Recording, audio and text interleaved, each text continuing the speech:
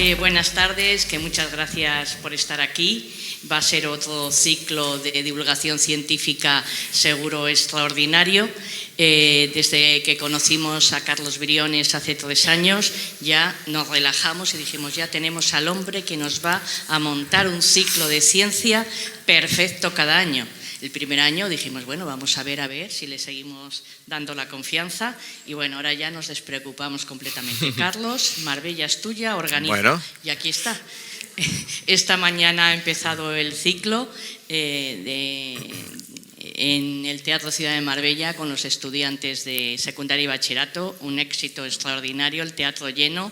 Y bueno, hemos tenido casi que echarlos, porque empezó a las 11 y a la 1:30 seguían preguntando a Daniel Torregrosa y a Carlos Briones.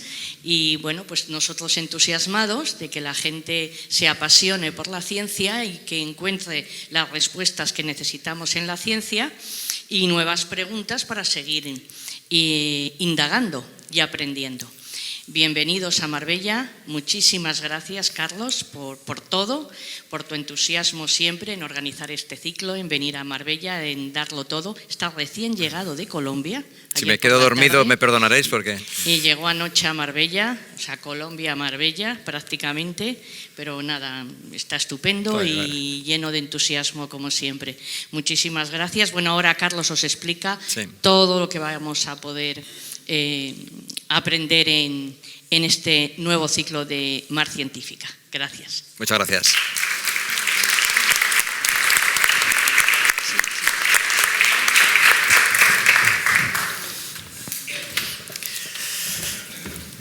Bueno, muy buenas tardes a todos. Es un placer volver a estar aquí, volver a ver caras conocidas, volver a encontrarnos. Van ya 3 años, nos seguís aguantando, entonces estamos encantados. Como bien dice Carmen, lo nuestro fue un amor a primera vista. Está bien que lo diga con tu marido delante para que nadie nos malinterprete, con Pablo. Y realmente creo que hemos conseguido eso, montar, ¿verdad?, un ciclo de calidad aquí en Marbella, que hablemos de ciencia, como decía Carmen esta mañana a los estudiantes, que comprendamos que la ciencia es una parte integral de la cultura, como lo son las humanidades y las artes. De hecho, este ciclo, como sabéis muy bien, surgió un poco a imagen y semejanza de Mar Poética, que lleváis aquí unos cuantos años celebrando con gran éxito. Y el ciclo de poesía es en el cual Carmen y yo nos conocimos, ¿verdad?, en aquella mesa sobre poesía y ciencia, y a partir de ahí, pues bueno, surgió esta idea. Y estamos encantados, ¿no?, con la respuesta que está teniendo vuestra, de los alumnos, de los profesores, y aquí seguimos. Entonces le prometí a Carmen traer ponentes extraordinarios cada año y creo que lo estoy cumpliendo. Tengo la suerte de tener grandes amigos en el ámbito de la investigación y la divulgación científica, que además son grandes personas. Dani es grande en todos los sentidos de la palabra, como les decía a los chavales esta mañana. Le he presentado a Dani hoy de pie en el escenario, he procurado alejarme bastante porque las comparaciones son odiosas, ¿no? Entonces digo, bueno, que piensen que es un problema de perspectiva y que le ven más grande a él.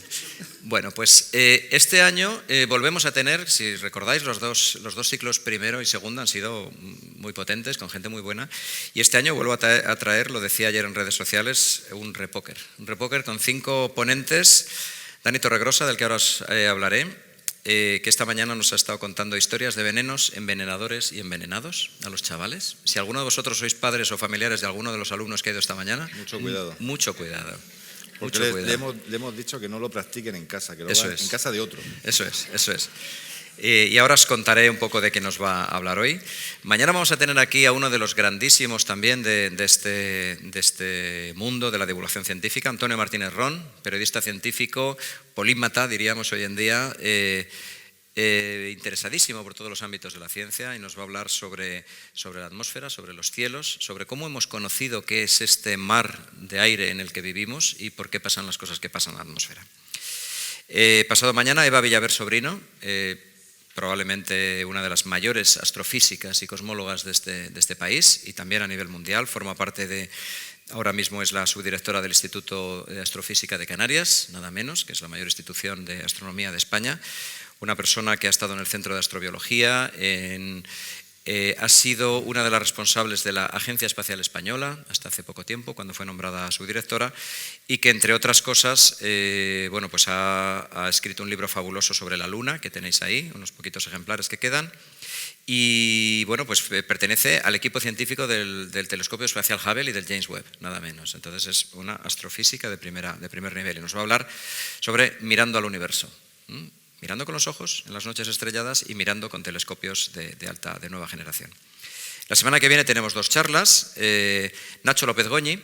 Nacho es microbiólogo de Navarro de pro, además. Seguro que hace algún chistecillo navarro, porque igual que Dani es murciano, oye, cada uno es de donde quiere, ¿no? Cada uno tiene su propia... Cada uno tiene Unos vienen de Colombia, yo estaba hablando acá, yo vengo de Murcia, pero bueno. También buscamos... Pero ya está. En este ciclo, mirad, Dani... Murciano, Antonio de Madrid, Eva es palentina, sí, Valencia, Nacho Navarro y Gemma de Barcelona. O sea, también hay diversidad geográfica, ¿no? Bueno, pues ¿ningún andaluz? Este año no. El año pasado sí, y el que viene prometo que va a haber andaluces. El más cercano soy yo, o sea que... Los murcianos son homologables. Tenemos frontera y nos dejan almerienses, ¿no? Casi, ¿no? Almería y luego Jaén también. Murcia me limita con Jaén y Granada. Como veis, está haciendo patria. Sí. Nacho es un navarro de pro y es uno de los grandes microbiólogos y divulgadores de la microbiología, de la virología. Es una de las personas que mejor cuenta las cosas de los bichitos y dirige el Museo de Ciencia de la Universidad de Navarra. Entonces tiene también una vocación muy de contacto con el público, de comunicar, y nos va a hablar sobre los virus que nos amenazan, que son muchos últimamente. Y aquí en Sevilla sabéis muy bien del virus del Nilo Occidental, ¿verdad? Y es tenemos... que viene con el jet lag, no sé dónde está ahora mismo. Perdón, en Málaga, en Marbella, en Sevilla. Es que en Sevilla saben más del Nilo Occidental, por eso yo me he puesto Nilo Occidental, las marismas, Doñana, Sevilla, Huelva. Bueno, aquí en España, en la zona de España, sabéis bien. Bueno, pues nos va a hablar de virus, nos va a hablar de si los hay buenos, si los hay malos, qué pasa con las futuras pandemias. Ya hablamos sobre virus, como recordaréis algunos en el primer ciclo, pero es que este año hay otros virus que se han puesto muy de moda y tenemos una nueva pandemia en ciernes, que es la gripe aviar H5N1, y él nos va a hablar de ello. Y para terminar traemos a una genetista, una de las que mejor hablan de genética en nuestro país, que se llama Gemma Marfani, de Barcelona, profesora de la Universidad de Barcelona, que también tiene mucho interés en cómo la manipulación genética puede modificar nuestra especie, ¿no? Para bien o para mal. Entonces vamos a hablar sobre humanos 2.0, modificaremos el genoma de nuestra especie, y veremos la parte buena y mala de la manipulación genética, las técnicas CRISPR-Cas, que os sonarán, de edición de genes, y si realmente vamos hacia una bifurcación en la especie Homo sapiens, a un Homo sapiens normal, wild type diríamos en biología, o Homo sapiens modificado, con un genoma modificado, ¿no? ¿Qué puede pasar? Pues vamos a hablar sobre el futuro, que nos parece una forma muy bonita de terminar el ciclo, ¿no? Mirando hacia el futuro y hablando de aspectos no solo científicos, sino también éticos de la investigación científica, y con eso terminaremos. Entonces yo creo que es un programa redondo, encantado. Y además los 5 salen guapísimos en las fotos, o sea, hemos conseguido este año una cosa muy atractiva en todos los sentidos. ¿Y quién es Dani? Don Daniel Torregrosa, uno de mis grandes amigos en la divulgación, grande, insisto, en todos los sentidos, nos conocemos desde hace años. Y quedamos los veranos en Vera, con la familia, con eso mis hijos, es, con el tuyo. Eso es, solemos quedar en Andalucía, en Vera, en Vera o en Cabo de Gata o por ahí. Carlos, tenemos que venir a Marbella, que me gusta mucho. Bueno, ya un día venimos y Carmen y Pablo nos prepararon una comidita. Pues nos vemos mucho, nos queremos mucho a nivel familiar y todo. Pero no lo traigo aquí porque sea amigo, porque si traigo a mis amigos pues no valdría.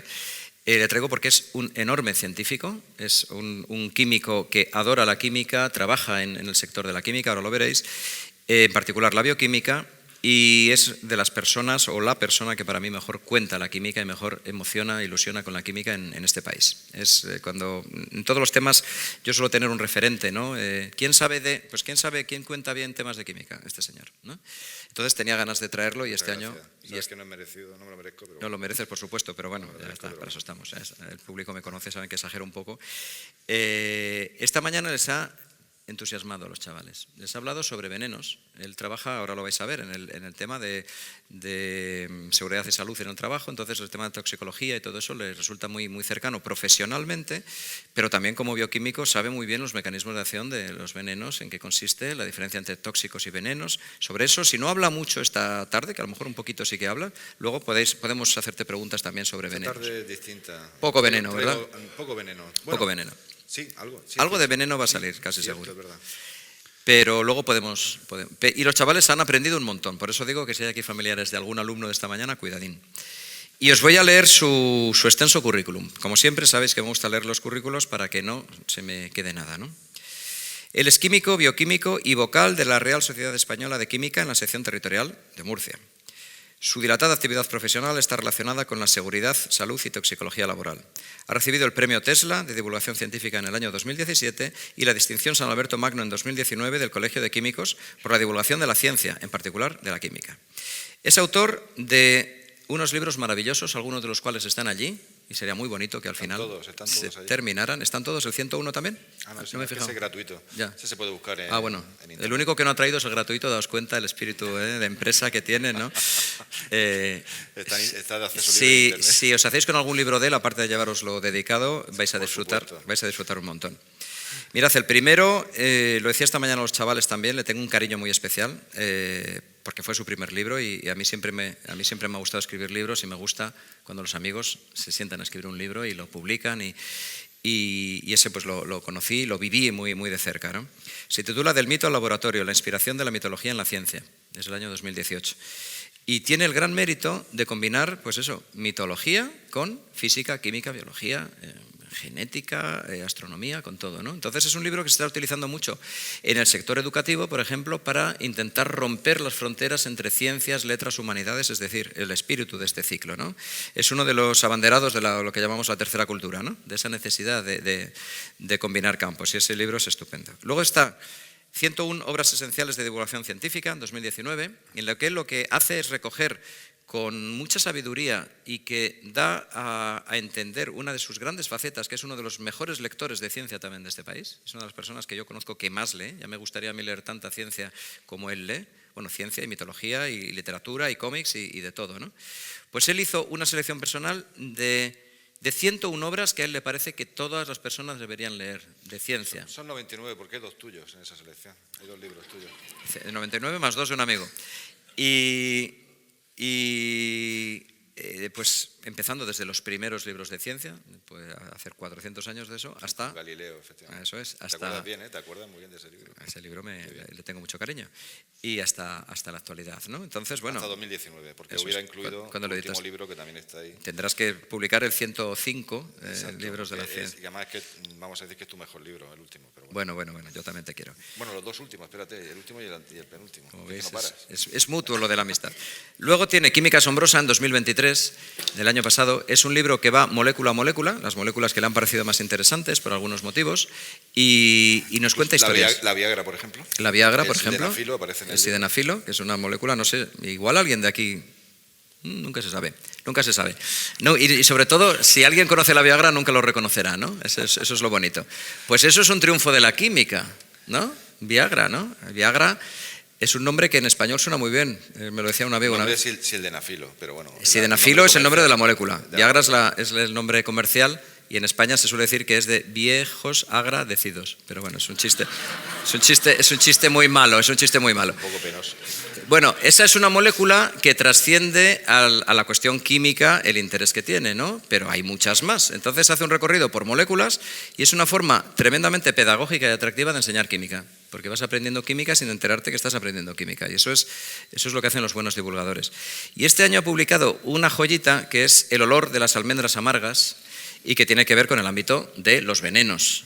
Como sabéis, las almendras amargas tienen un producto que les da un olor y además tienen otro producto que les da, o relacionado con ese producto, que hace que tengan cianuro. Y entonces, esta mañana les decía a los chavales que si te tomas 2 kilos de almendras amargas, ¿no?, te mueres por envenenamiento de cianuro. Con cianuro. Antes te mueres de asco, pero bueno. Te mueres de asco antes. Si llegas a comerte... Te mueres con cianuro. Bueno, pues es un título muy elegante, muy literario, para hablar de venenos, y ese lo ha publicado este año, hace poquitos meses. Bueno, es columnista del Diario de la Verdad en Murcia y autor del conocido blog, uno de los primeros que hubo en España, el blog S. Azul Pálido. Y el nombre viene de Carl Sagan, como sabéis, ¿no? Es como llamó a nuestro planeta cuando las cámaras de la Voyager lo miraron, cuando estaban ya saliendo del sistema solar.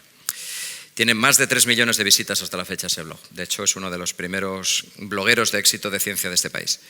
Colabora habitualmente con la revista Muy Interesante y con frecuencia aparece en diversos medios de comunicación, tanto de radio, en Radio Nacional como Radio Regional de Murcia, en podcast como A Ciencia Cierta o en televisión en el laboratorio de la Universidad de Murcia.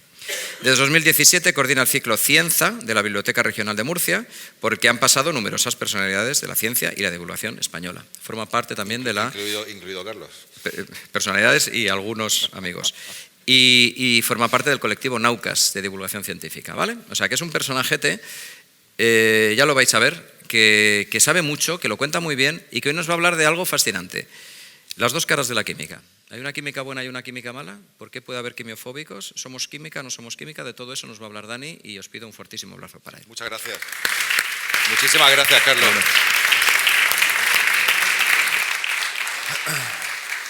Bueno, de verdad, muy agradecido. No conocía Marbella, me ha encantado la ciudad. Llegué ayer por la tarde, me ha dado tiempo de dar una vuelta por el casco antiguo, por todo el paseo. Tengo que volver con la familia porque me parece una ciudad muy acogedora, está todo muy... Y además es una ciudad, no es un pueblo. Hay de todo y está súper bien. Así que de verdad, gracias al Ayuntamiento de Marbella, a Carmen, a Carlos por la presentación y a vosotros por estar esta tarde aquí donde hablaremos de las dos caras de la química. Bueno, los químicos sufrimos el estereotipo, Carlos también es químico, no sé si hay más químicos aquí, hay unos cuantos, ¿verdad? Este estereotipo de asociar la química a una parte negativa, que la tiene, ¿no? Y sobre todo la cultura popular pues, se ha encargado de fomentar ese estereotipo. Aquí veis pues, el típico malo de las películas, o por ejemplo, en Breaking Bad, una serie, si alguien es profesor de secundaria de química, pues le dirán, pero profesor, ¿tú eres como Walter White de Breaking Bad? Pues seguramente no. O sea, yo no creo, pero bueno, se han dado casos. En España recuerdo que había un narcotraficante que era el Walter White español. Al final es un poco también llevar ese prejuicio, ese estereotipo, está relacionado con la mitología, o sea, es el Prometeo, el fuego, el conocimiento. Esto, ya sabéis que Frankenstein es el nuevo Prometeo, el moderno Prometeo, como decía Mary Shelley, que es un libro maravilloso. Ese desconocimiento pues, nos hace un poco ser reticentes a los avances de una ciencia que, bueno, que tiene sus cientos de años, pero en los últimos años pues, la hemos visto en situaciones tanto negativas como positivas, que es lo que veremos un poco aquí hoy. Pero seguimos con la cultura popular. O sea, llegamos a extremos como el químico vampiro, que es una serie donde vemos este personaje. ¿Me veis bien por aquí? O también podéis ver la pantalla aquí, la tenéis aquí, por si molesto, porque es que tengo que estar un poco en esta zona. O, más salvaje todavía, el diario de un químico, donde ya vemos aquí la calavera, la jeringuilla, la cara de malo. Saltando a la parodia nos encontramos con Jerry Lewis, con el profesor chiflado. Bueno, de esto encontramos multitud de referentes relacionados con la química. Cuando yo hice la mili, en su momento, hace muchos años, creo que aquí la mayoría de la gente sabe lo que es la mili. Esta mañana, estas anécdotas no las cuento porque yo creo que los de no tienen ni idea. Los críos no saben lo que es la mili, ni el servicio militar. Pues bueno, me tomaron los datos, uno llega allí asustadico, bueno, yo ya tenía 27 años, o sea, ya venía con rodaje. Bueno, ¿a qué te dedicas? Soy químico. Y dice, uy, dice, ¿eres químico? Digo, sí. Dice, ¿pero tú sabes hacer pastillas? Digo, ¿cómo? Que si sabes hacer pastillas. Digo, ¿pastillas? Yo digo, ¿a qué te refieres? Eso, el mando era un sargento, supongo. Dice, sí, hombre, pastillas. Y empezaba ya a hablarme de pastillas, y hacía el gesto ese como si fuera una botella de agua. O sea, claro, eran los 90, era una época de la ruta del bacalao. Pastillas, digo, pastillas. Y dice, sí, hombre, yo asocié luego que se refería a otro tipo de pastillas. Y a Chimo Bayo, que tiene una canción que se llama Química, la podéis buscar luego en YouTube, súper salvaje, la de esta sí, esta no. Y tiene una que se llama Química, que no es esa de éxtasis, es otra. Bueno, le podía haber puesto la tilde también el hombre, o sea que... y luego tiene aquí un CD que se llamaba Neuroquímica. Esto se mueve, Valencia al internacional, nunca te pagues, sígueme. Bueno, no lo vamos a poner, podía haberlo hecho, pero quiero volver a Marbella. También en películas como Bueno, En busca del arca perdida, quiero que os quedéis un poco con el personaje, o sea, la fisionomía de este personaje malo de las películas que siempre nos lo ponen como alguien calvo, con gafas, con ropa militar, ¿verdad? Un poco este tipo de estereotipo. Lo hemos visto en busca del arca perdida, el nazi malísimo. En los cómics aparece el doctor Veneno, la profesor Veneno. Aquí, cuando apareció la película Wonder Woman, cambiaron el personaje y era una chica y era la doctora Veneno, pero el referente que os quiero enseñar es Austin Powers, conocí la película, ¿verdad? Y el doctor Maligno.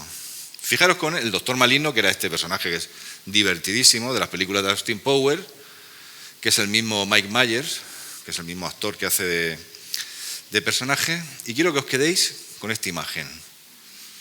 Y ahora veáis esta otra. Y ahora os quedáis, decís, ¿y cómo es esto posible? Ese personaje de la derecha parece un personaje histórico. Es que es un personaje histórico, de la historia de la ciencia. De hecho, es el personaje del que vamos a hablar esta tarde, prácticamente toda la charla. Y es una persona, fue una persona porque murió, a la que le debemos estar vivos todos los que estamos aquí en esta sala. Y os lo voy a explicar. Como dice, no es nuestro padre, no es nuestro abuelo, ni nada de eso, ¿verdad? No es familiar nuestro, pero gracias a esta persona, yo puedo afirmar, y lo justificaré, que yo creo que todos los que estamos aquí estamos vivos en este momento. Su nombre, Fritz Haber. Quedaros con el nombre. Alguien lo conoce seguro, pero mucha gente a lo mejor no lo conoce. Fritz Haber. Os cuento su biografía. Fritz Haber nació en Breslau, en ese momento era Prusia Oriental. Aquí tenéis una foto de él cuando era pequeñito, donde aparece con una escopeta. Ya prometía el chavalín. Yo también de pequeño tenía escopeta y no pasaba nada. O sea, todos los críos de una generación, eso no nos hemos convertido en asesinos, ni mucho menos. Pero bueno, él ya nació en una época, 1868.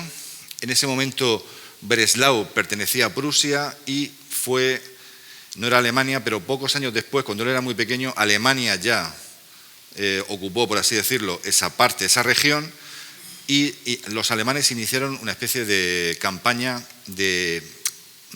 a los niños, sobre todo en los colegios, de conseguir que fueran patriotas alemanes. Entonces Fritz Haber fue muy receptivo a ese patriotismo y de hecho se convirtió en un gran patriota alemán toda su vida y nacionalista alemán. Es un alemán, él nació y dice: yo soy alemán y quiero llevar a Alemania a lo más alto en el mundo. O sea, su lucha era con un nacionalismo exacerbado. Estudió química en Heidelberg y en Berlín. Tuvo de profesor a Robert Bunsen, el que inventó el famoso mechero de Bunsen, o sea, su mechero Bunsen, y estuvo a punto de dejar la química porque el profesor le metía mucha caña y estuvo a puntísimo de abandonar la química y estaríamos todos muertos, no habríamos nacido seguramente, o habría otras personas aquí en esta sala. Y bueno, al final acabó la carrera y se fue al negocio familiar, que era una empresa de tintes que tenía su padre. Allí estuvo hasta 1892. No le gustaba la empresa y lo que quería era investigar. O sea, realmente era un gran investigador y un gran químico. Estuvo en la Universidad de Karlsruhe y allí desarrolló sus investigaciones desde 1894 hasta 1911. Allí se mantiene pues una especie de reactor que está asociado a lo que él consiguió y por el que le debemos, y lo vais a ver ahora, estar aquí prácticamente todos vivos, que es el proceso de Haber-Bosch. Fritz Haber consiguió la síntesis artificial del amoníaco. Hasta que llegó, hasta ese momento, hasta 1908, luego al final Carl Bosch, el ingeniero, pues fue el que le dio forma a eso para hacerlo en producción industrial, o sea, consiguió el proceso de reactores con mucha temperatura y mucha presión, pues porque eso se pudiera llevar a la industria. Pero el proceso teórico, el proceso de laboratorio de conseguir la síntesis artificial del amoníaco, se lo debemos a Fritz Haber. ¿Y eso qué importancia tuvo en su momento? Pues una importancia descomunal, porque en aquel momento, finales del siglo XIX, principios del siglo XX, seguían existiendo hambrunas, conseguir alimentos era algo caro, los campos no eran lo suficientemente fértiles y el amoníaco se utilizaba para la industria de los fertilizantes. Cuando no se obtenía de forma artificial, había que obtenerlo pues, de nitrato de chile, de guano, que son excrementos de animales, habían guerras por conseguir islas que tenían guano. O sea, un país tenía que alimentar a su población y eso era muy complicado, habían grandes hambrunas, la gente moría de hambre. ¿Qué consiguió Fritz Haber? Un proceso industrial junto con Carl Bosch para optimizar los cultivos y que la gente pudiera comer, algo tan básico como la alimentación. Lo consiguió y la reacción química es el nitrógeno que hay en el aire. Sabéis que lo que estamos respirando ahora hay un porcentaje de nitrógeno que es 79% y un 19% de oxígeno, otros gases minoritarios, junto con el hidrógeno, en este caso de una fuente que era el metano, y en un proceso complejo, un catalizador, un proceso que nadie había conseguido hasta ese momento, porque había gente que lo estaba intentando, consiguió el amoníaco, que luego se convertiría en nitratos, etcétera, etcétera, conseguirlo, sintetizarlo de forma artificial, utilizando el aire y el metano, que en grandes cantidades pues es barato. Fijaros, 1908, idea el proceso, y ya en 1914, o sea, 6 años después, ya hay imágenes de auténticas factorías como esta de la empresa BASF que producían exclusivamente amoníaco. O sea, eso fue una revolución a nivel mundial. O sea, a nivel mundial enseguida eso fue decir, podemos conseguir el amoníaco sin pelearnos en guerras para ir a una isla donde hay cacarrutas de paloma o huesos de animales, incluso de personas humanas, para conseguir ese nitrógeno, para fijarlo en las plantas. O sea, al final una ciudad exclusiva para la producción de amoníaco. Y unos datos que os voy a dar sobre el amoníaco. O sea, los fertilizantes nitrogenados en la actualidad son responsables prácticamente de alimentar a la mitad de la población mundial. Gracias a este proceso se pasó en el mundo, en el planeta Tierra, de 1.500 millones de habitantes en un siglo a los 8.000 que tenemos ahora. O sea, por eso estamos aquí todos vivos, gracias a Fritz Haber, porque realmente nuestros bisabuelos, tatarabuelos, pues a lo mejor no murieron de hambre o esa explosión demográfica ocurrió porque había más alimentación en ese momento, más recursos disponibles para alimentar a nivel global a todo el mundo. Bueno, hizo crecer demográficamente de esos 1.500 millones a 8.000 millones en unos 100 años. Y el 2% de la energía que se produce en el mundo, el 2%, que es mucha energía, se destina en la actualidad al proceso de Haber-Bosch, a este proceso. Otros usos del amoníaco, bueno, también se utiliza como precursor de explosivos y en la industria, a nivel industrial, pues bueno, en la industria química se utiliza muchísimo el ácido sulfúrico y el amoníaco. A Fritz Haber le dieron el Premio Nobel de Química en 1920, aunque era el Premio Nobel de 1919, ahora volveremos atrás en el tiempo, para situarnos en el contexto de la Primera Guerra Mundial. Le dieron el Premio Nobel de Química a él, en principio en solitario, por descubrir ese proceso que hemos dicho, obtener la síntesis artificial del amoníaco.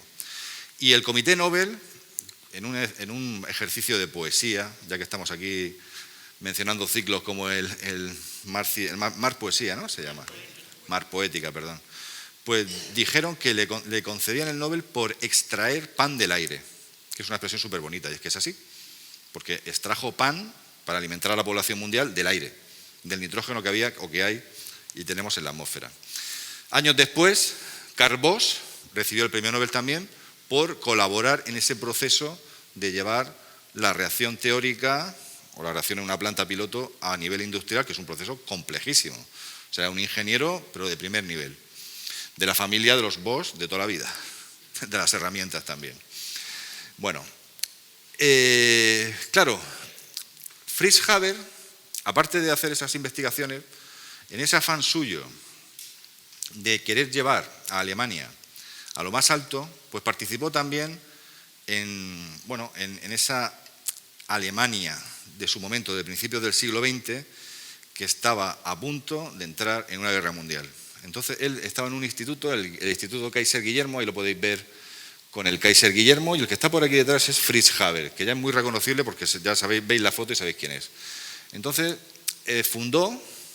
participó, por así decirlo, en este instituto de investigación, donde ya a partir de, cuando ya había descubierto lo otro, antes de recibir el Nobel, pues se dedicó a la investigación de las armas químicas. A Fritz Haber, aparte de que le debemos estar vivos, una parte importantísima de la población mundial, se le considera el padre de la guerra química. Entonces, él en ese centro de investigación investigó gases lacrimógenos, el cloro, el fosgeno, el gas mostaza, investigó muchísimo, también el cianuro, bueno, investigó el cianuro como fertilizante también, como plaguicida, perdón, el cianuro como plaguicida, que lo veremos luego. Tuvo una serie de investigaciones durante un tiempo, pues para dotar a su país de armamento, en este caso relacionado con lo que él sabía hacer muy bien, que era la química. Claro, llega el inicio, la guerra de 1914, Primera Guerra Mundial, y en 1915, en la segunda batalla de Ypres, en el frente belga, esta guerra de trincheras que hemos visto en tantas películas, pues Fritz Haber llevó 6.000 botellones de cloro, él y su equipo y bueno, el ejército, a primera línea de frente, lanzaron, bueno, pusieron unas tuberías hacia las trincheras del enemigo y abrieron el cloro. Es el primer ataque con armas químicas de esa manera tan masiva de la historia de la humanidad. Fue algo terrible, o sea, fue una brutalidad. O sea, realmente hay crónicas de un médico, por ejemplo, francés, un médico militar francés, que dice: los hombres se ponen morados, luchan por respirar entre lágrimas y se quejan de quemaduras en el pecho y el estómago. Lo hemos visto casi todo, heridas terribles y avalanchas mortales de metal, pero todo esto no es nada si lo comparamos con la niebla que oscureció el sol durante horas que parecieron siglos. Claro, esto fue algo nuevo. Estamos hablando de una guerra que se tiraban ahí artillería, que se mataban, que se morían por enfermedades infecciosas, y esto fue algo nuevo. Entonces llamaron mucho la atención, decían: oye, ¿qué nos han hecho? Las bajas fueron muy pocas en comparación con las armas convencionales. Al final las armas matan unas y otras. Pero sí que es verdad que el cloro, cuando una persona lo respira o entra en contacto con las mucosas, se convierte en ácido clorhídrico, entonces te quema todo y es una muerte bastante terrible. También que te caiga una granada no tiene que ser muy agradable. Bueno, hay imágenes de gente que lo pasó muy mal, pero es que enseguida, por supuesto, los aliados desarrollaron la tecnología de las máscaras antigas y tuvo muy poca eficacia. Hubieron algún ataque que otro, pero realmente lo que sí que hubo fue mucha propaganda contra Fritz Haber. O sea, esto abrió periódicos británicos como que diciendo: estos los alemanes son malísimos y nos están matando de esta manera. Con Fritz Haber recibiendo sátiras, pues sí, una ilustración, una revista satírica, pues como si fuera un químico malvadísimo.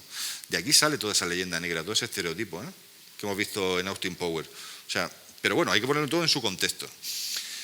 Y también otro tipo de ilustración donde se le ve aquí a Fritz Haber abriendo la espita directamente él, que no sabemos si lo hizo, rociando con gas cloro y una especie de dragón o medio satanás detrás, que era su inspirador. O sea, lo pusieron como algo malo, malísimo.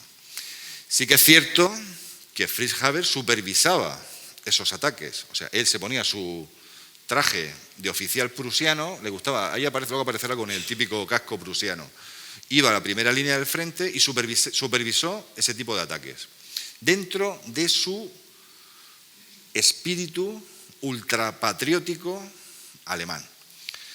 Pero no era el único, porque en el otro bando, al final siempre la guerra, pues las cuentan los que lo han ganado, pues también estaban científicos de primer nivel investigando en armas químicas, como Víctor Griñard, por ejemplo, que también está investigando el uso del cloro, el fosgeno y el gas mostaza como arma química en la guerra química. Claro, yo trazo aquí una línea roja porque a diferencia de Haber, Víctor Griñard estaba en su laboratorio, pero él no se ponía el traje militar ni se desplazaba al frente para supervisar los ataques. Bueno, hay muchas fotos de Haber enseñando estos balines de cloro o de no sé qué producto sería en su momento a las tropas, antes de ir, por ejemplo, al frente ruso. Hay mucha información de Fritz Haber en su momento, en 1915, cuando él participaba directamente de esos ataques.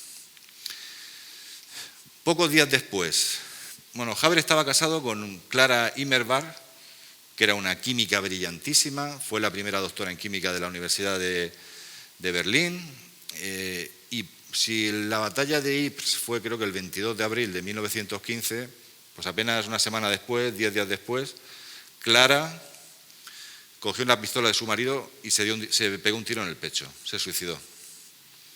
No, dicen los biógrafos que no podía soportar que su marido hiciera lo que estaba haciendo, o sea, que fuera una persona que siendo un científico de pero de primera, no de primerísima, acudiera al frente a participar directamente en la guerra, con las consecuencias que tuvo eso.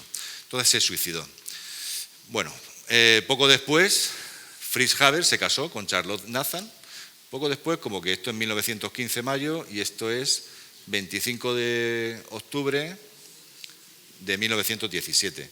Este es Hermann Haber, que era hijo de Clara y de Fritz, y luego se casó con otra chica, y fijaros cómo se casó. Se casó vestido de oficial de gala prusiano, porque él le encantaba y era su vida prácticamente. Alemania y el espíritu alemán de hacer Alemania grande y el mundo grande. Bueno, a Clara Immerwahr pues hay un homenaje, que hay unos premios internacionales como investigadora, porque también era una gran química y gran investigadora. Se otorgan a mujeres cada año, lo tengo un poco desactualizado, no me acuerdo, en 2024 no sé quién ha sido, pero bueno, muchas investigadoras de la química reciben ese premio en homenaje a ella, a Clara. Pero ¿por qué siempre se habla de Fritz Haber como ese malo tan malísimo? Si había más científicos alemanes de aquella época participando en programas armamentísticos, había tantos como los que estáis viendo aquí. Aparte de Fritz Haber, pues estaba James Franck, Richard Wistater, Gustav Erz, que era sobrino del Erz de los hercios, Just, Otto Sanur, Otto Hahn, padre de la fisión nuclear, junto con Lise Meitner, y Geiger, el del contador Geiger. Todos estos, fijaros, de los 8 que os he puesto, pues 5 con premio Nobel. O sea, 5, bueno, todos, los 8 eran científicos brillantísimos, pero 5 de ellos premios Nobel pues de química o de física. De química en el caso de Fritz Haber, de física prácticamente el resto. Pero se enfocó todo en su momento hacia la figura de Fritz Haber. Termina la guerra, llega 1918 y Alemania pierde, como todos sabéis. Pierde la guerra.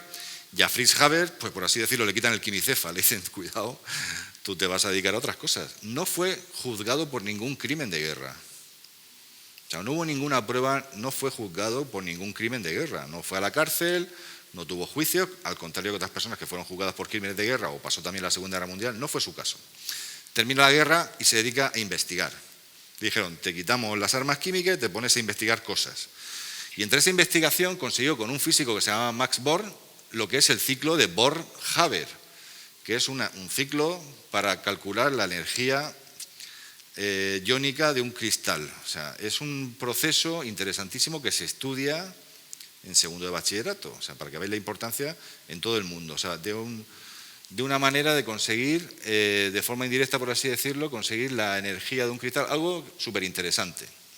También, esto fue en 1919, en cuanto ya acaba la guerra.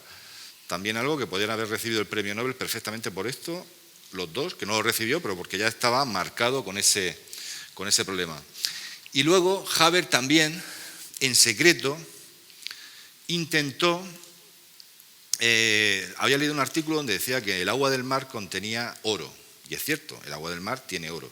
Pero ese artículo había un error y daba una concentración de oro superior a la que es real. Entonces intentó, en secreto, diseñar un proceso para extraer oro del mar. Igual que extrajo pan del aire, dijo, voy a extraer oro del mar, pero un oro para recuperar a su Alemania querida de esa caída, esa crisis, en la que, y además que es precursora de la Segunda Guerra Mundial, esa crisis brutal de la Alemania perdedora de la Primera Guerra Mundial. No lo consiguió, porque si lo hubiera conseguido tendríamos aquí el puerto de Marbella con la grifería ahí para limpiarse los pies llena de oro, o sea, sería todo de oro y sería todo maravilloso. No lo consiguió porque era un dato que tenía mal, pero lo intentó conseguir oro del mar. Hay oro, pero es muy difícil y es caro extraerlo, no merece la pena. Bueno, Fritz Haber siguió moviéndose por el mundo.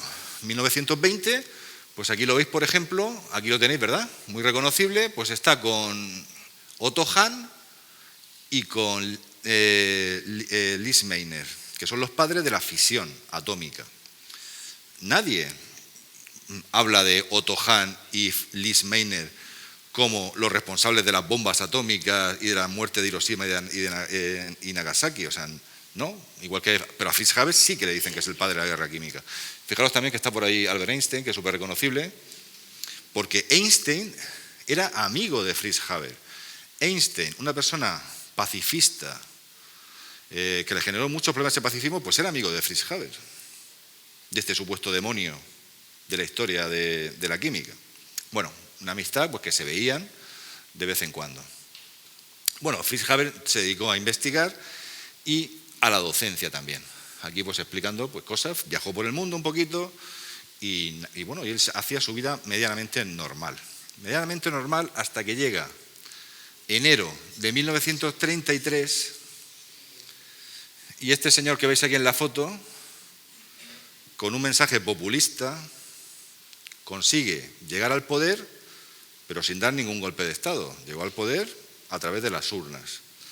Con esa Alemania destruida, en crisis de esa Primera Guerra Mundial, consigue un mensaje de volver a llevar a Alemania a lo más alto y bueno, y luego pues llegó al poder, fue canciller un poco después, cambió luego todas las normas de la democracia alemana y consiguió el poder absoluto un par de años después, o año y medio después. De las primeras cosas que hizo Adolf Hitler al llegar al poder fue, en su mensaje populista, antisemita y xenófobo, decretar la expulsión de los judíos. ¿Y sabéis quién tenía origen judío? Fritz Haber. Jamás practicó el judaísmo. Él no era creyente. Era hijo de judíos, pero él era alemán y no tenía, vamos, lo habéis visto casado como se casan los judíos, no tenía ningún interés en el judaísmo, pero lo era.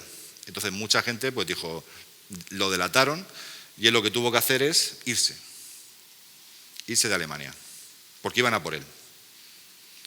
Entonces se fue. Finales ya de 1933, habla con su familia y decide salir de su Alemania, tuvo que ser muy duro para él, de su Alemania querida, expulsado por alemanes también que hablaban de la pureza de la raza, cuando él se sentía alemán y él le encantaba ser prusiano. Bueno, pues en 1934, en enero, pasa por Reino Unido, es mal recibido en Reino Unido. Reino Unido todavía le guardaba el rencor de esas publicaciones sobre él y bueno, Ernest Rutherford, un titán brillante de la física, no quiso saludarlo, o sea, tuvo una mala acogida en Reino Unido. Y camino de Israel, o en ese momento en 1934, no sé cómo el Estado de Israel no se llamaba Israel, pero bueno, camino de una plaza que le habían ofrecido el reciente Estado que se estaba formando allí de Israel, pasó por Suiza, por Basilea y con 65 años murió de un ataque cardíaco. O sea, supongo que el estrés, la mala salud que tenía, bueno, hizo que muriera en 1934 en Basilea. Hay un par de referencias sobre su tumba, en alguna aparece con Clara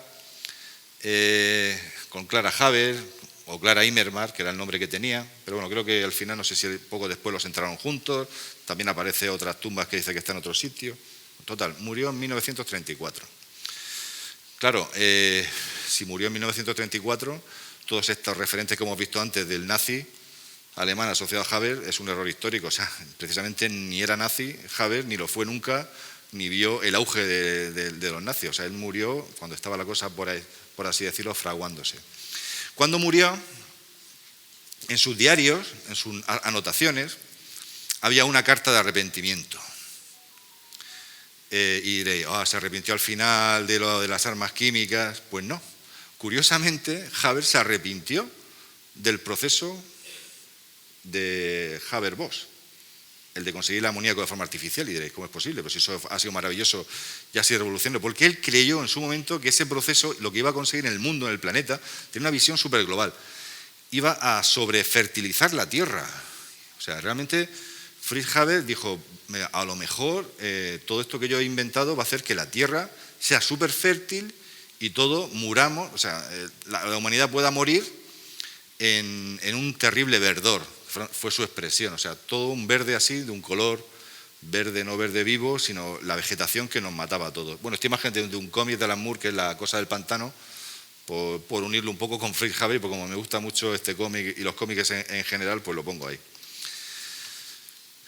Paradójicamente, en esas investigaciones que hizo Fritz Haber en el laboratorio del Instituto Kaiser Guillermo, investigando plaguicidas, su equipo pues inventó un sistema, un plaguicida, consiguió el cianuro, hacerlo con tierra de diatomea, consiguió una especie de granulitos para utilizar un plaguicida superpotente pues en un invernadero, en un sitio así. Entonces, a eso lo llamó Ciclón A y luego una versión que se llamó el Ciclón B. Ese plaguicida que se utilizaba en cultivos es el que se utilizó en la Segunda Guerra Mundial, muchísimos años después de la muerte de Haber, en el exterminio de millones de personas en campos de concentración como Auschwitz, Treblinka, Sobibor. Si alguno ha hecho alguna visita a estos sitios, pues habrá visto las cámaras de gas y le habrán explicado que se echaba una especie de producto diseñado por Fritz Haber por encima, y con la humedad o con agua se convertía en cianuro, la gente moría y luego acababan en los crematorios. Familiares de Haber murieron en las cámaras de gas. Sobrinos, familia cercana, primos, murieron muchísimos de ellos, los que no pudieron escapar.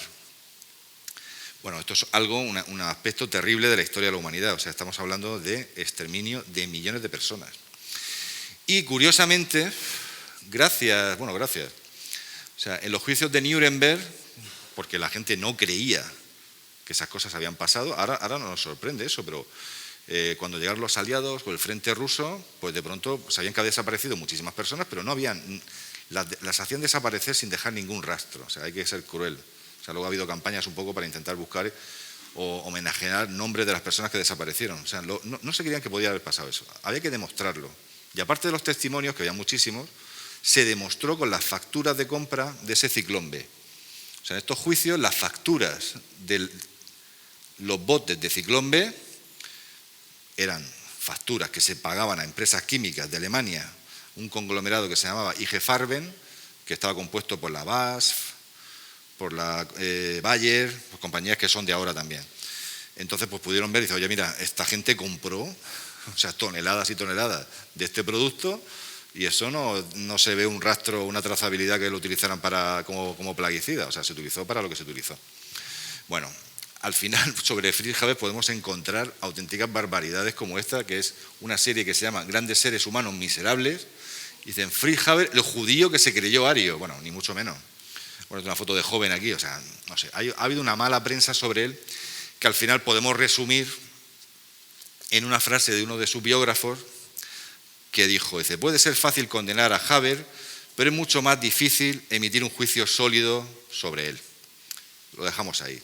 No creo que fuera una persona maravillosa, pero tampoco el demonio que nos han vendido y que vemos un poco en esta iconografía, por así decirlo, de películas, cultura popular, etc. No he terminado todavía. Bueno, ¿conocéis a Quevedo? ¿A cuál de los dos? Aquí hay dos, ¿eh? Mi hija se enfada cuando me meto con el otro.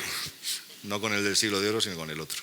Bueno, pues estas dos caras de la química podemos hacer como en la película Matrix y coger o la pastilla roja o la pastilla azul. La pastilla roja es... Vamos a coger primero la azul, ¿os parece bien? La azul es el mundo ideal, la simplificación que estamos viendo últimamente, estos mensajes alarmistas. Bueno, lo que estoy poniendo aquí es la definición de la palabra amor, dicha por Francisco de Quevedo, el Quevedo bueno, vamos a decirlo así, que no se enfade nadie, donde dice en 1550 que el amor es hielo abrasador. Esto es poesía, que de aquí os regalo yo aquí. Es hielo abrasador, es fuego helado, es herida que duele y no se siente. Es un soñado bien, un mal presente, es un breve descanso muy cansado. Y el otro, para hablar de la palabra amor, pues dice lo que dice, que yo, como comprenderéis, me resisto a leer, pero lo podéis leer vosotros. Esto es una paradoja de lo que es la realidad. Ahora mismo cualquier cosa es un tuit, 2 frases y nada de profundidad, prácticamente nada. Bueno, pues nos quedamos un poquito con la pastilla azul y estamos rodeados de mensajes sobre la química que aparece en la prensa muchas veces, sobre ciertas cosas, sobre los peligros, esto es un veneno, nos están envenenando, por el cielo hay estelas que nos tiran cositas. Bueno, una imagen hipernegativa que no voy a profundizar ahí, nos vamos a quedar con la parte positiva, donde detrás de eso, ¿qué hay? Lo que hay es un mensaje de miedo. Y Lovecraft, que era un gran escritor de terror, dijo en su momento que la emoción más antigua y más intensa de la humanidad es el miedo. Y el más antiguo y más intenso de los miedos es el miedo a lo desconocido. Entonces, cuando nos lanzan un mensaje de algo desconocido que nos llama la atención, sobre todo si está asociado a niños, los niños, los biberones, pues se van a morir porque no sé qué. Hay sustancias químicas peligrosísimas en las botellas de plástico.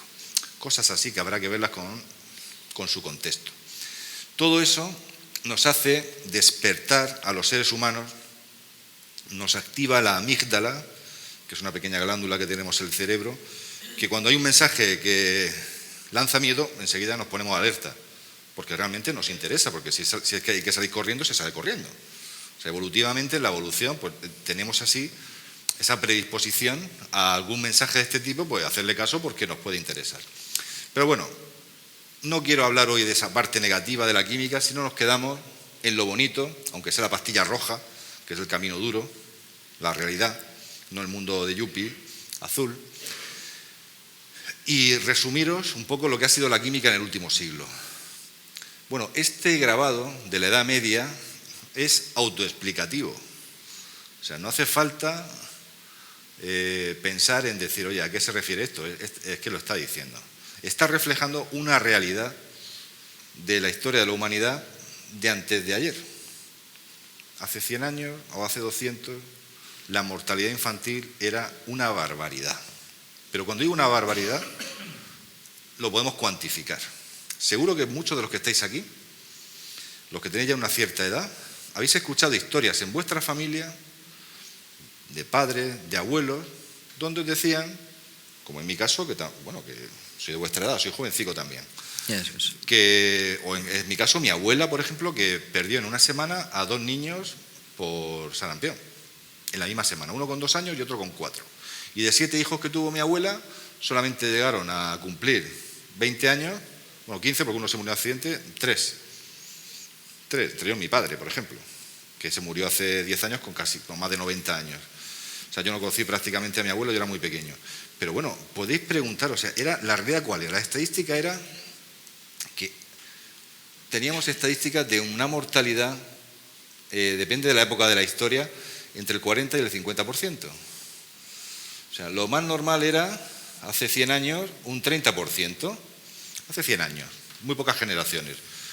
El que tenga 3 hermanos, un 30%, un 33%, porque haga el cálculo. No hubiera cumplido los 5 años uno de los 3. O el abuelo que tuviera. Y era la realidad, y seguro que habéis escuchado eso. Y basta también ir, si alguna vez vais a un cementerio, que no es que sea una visita muy, muy agradable, pero bueno, hay gente que va al cementerio y buscar un poco ciertas fechas, periodos de la historia donde se ve mucha gente joven que moría en los años 50, 40, porque anteriormente muchas veces ni siquiera cuando se moría un niño, salvo que la familia tuviera mucha pasta, se le ponía el nombre en la lápida, porque era algo que se asumía, que una persona, un matrimonio se casaba, iban a nacer niños y se morían muchísimos. Eso pasaba y además eso era ultra democrático, por así decirlo, porque además lo que sí que sabemos es cuando estudiamos historia, los reyes no sé qué, este se murió a esta edad, se morían todos. O sea, eso al final es lo que estamos viendo, pero es que esa historia que estudiamos en el instituto de esos reyes que se morían, es que era la realidad de su momento. Se morían en la corte con dinero, pues imagínate los que estaban ahí que pasaban hambre. Era una auténtica carnicería. Y ojo, llega un momento, principios del siglo XX, que esto de pronto se cae al suelo. O sea, la mortalidad infantil pasa en 100 años de un 30% a un 0,2 ahora mismo, aunque ponga ahí 0,3. De un 30% de 3 de cada 10 a un 0,2, 0,3%, que serían 3 de cada 1000, más o menos. Eso es una caída espectacular. Otra gráfica para que lo veáis. En España, siglo XIX, mitad del siglo XIX, mortalidad 30%, y de pronto llegan los años 20, no sé qué por aquí, boom, 0,2%, y bajando. Y bajando. ¿Qué ha pasado aquí? El pico de la gripe y el porque de la guerra históricamente, civil, podéis verlo, se mantiene una línea desde 300 antes de Cristo, prácticamente, depende del país, estos son datos oficiales, depende del país o del continente, la región, pues bueno, yo qué sé, hay sitios donde había una mortalidad del 62%, en México, 55, 50, bum, bum, bum, bum, y de pronto al suelo. Al suelo es directamente desde... ¿Qué pasó aquí? ¿Qué pasó? Bueno, pues pasó, por ejemplo, aquí, o podemos hacer la gráfica de esperanza de vida al nacer. Llegamos del siglo XIX, llega casi el principio del siglo XX, y de pronto mortalidad de 30 a 35, hacia arriba. hasta los 82 años que tenemos ahora. Bueno, pues esto gracias a muchas cosas y entre ellas, por ejemplo, a la potabilización del agua. El agua de consumo, el agua era la mayor fuente de transmisión de enfermedades infecciosas. En el momento que se consigue a principios del siglo XX potabilizar el agua, ¿y sabéis con qué se potabilizaba? Con cloro, con el cloro que luego se puede utilizar como arma química, con esta doble cara. En el momento que el agua consigue ser un elemento potable, las vacunas, avances de la medicina, por supuesto, o sea, las políticas de salud pública, de quitar toda la porquería de las ciudades. Las ciudades eran focos de infección terroríficos, que hacían que esa gente muriera de enfermedades, pues bueno, que se curan ahora con facilidad. Los antibióticos, por supuesto, que llegaron un poco después. O sea, ahora los que tenéis hijos, sobrinos que hayan tenido una otitis, pues seguramente estén aquí, ¿no? Os quiero decir, ahora estarán en sus casas. Pero una otitis era una sentencia de muerte. Hace años se morían de otitis, o sea, algo tan... O difteria, disentería, cólera, todo eso era una realidad que por suerte no la tenemos ahora en la actualidad. Y luego sí que es cierto que esta esperanza de vida o esta mortalidad infantil, ahora mismo que está en España en un 0,2, en Europa en un 0,3, o en el continente europeo en un 0,3, hay países que la mantienen en un 7%, que vienen de una mortalidad infantil de un 50 y tanto, y están en un 7%, que sería 7 de cada 100 niños, pero esa diferencia ya no es una diferencia de la ciencia, es una diferencia que se llama desigualdad. Por desgracia, pues hay regiones del planeta donde hay una desigualdad y la mortalidad infantil, pues ahí está. Pero la tendencia es a disminuir.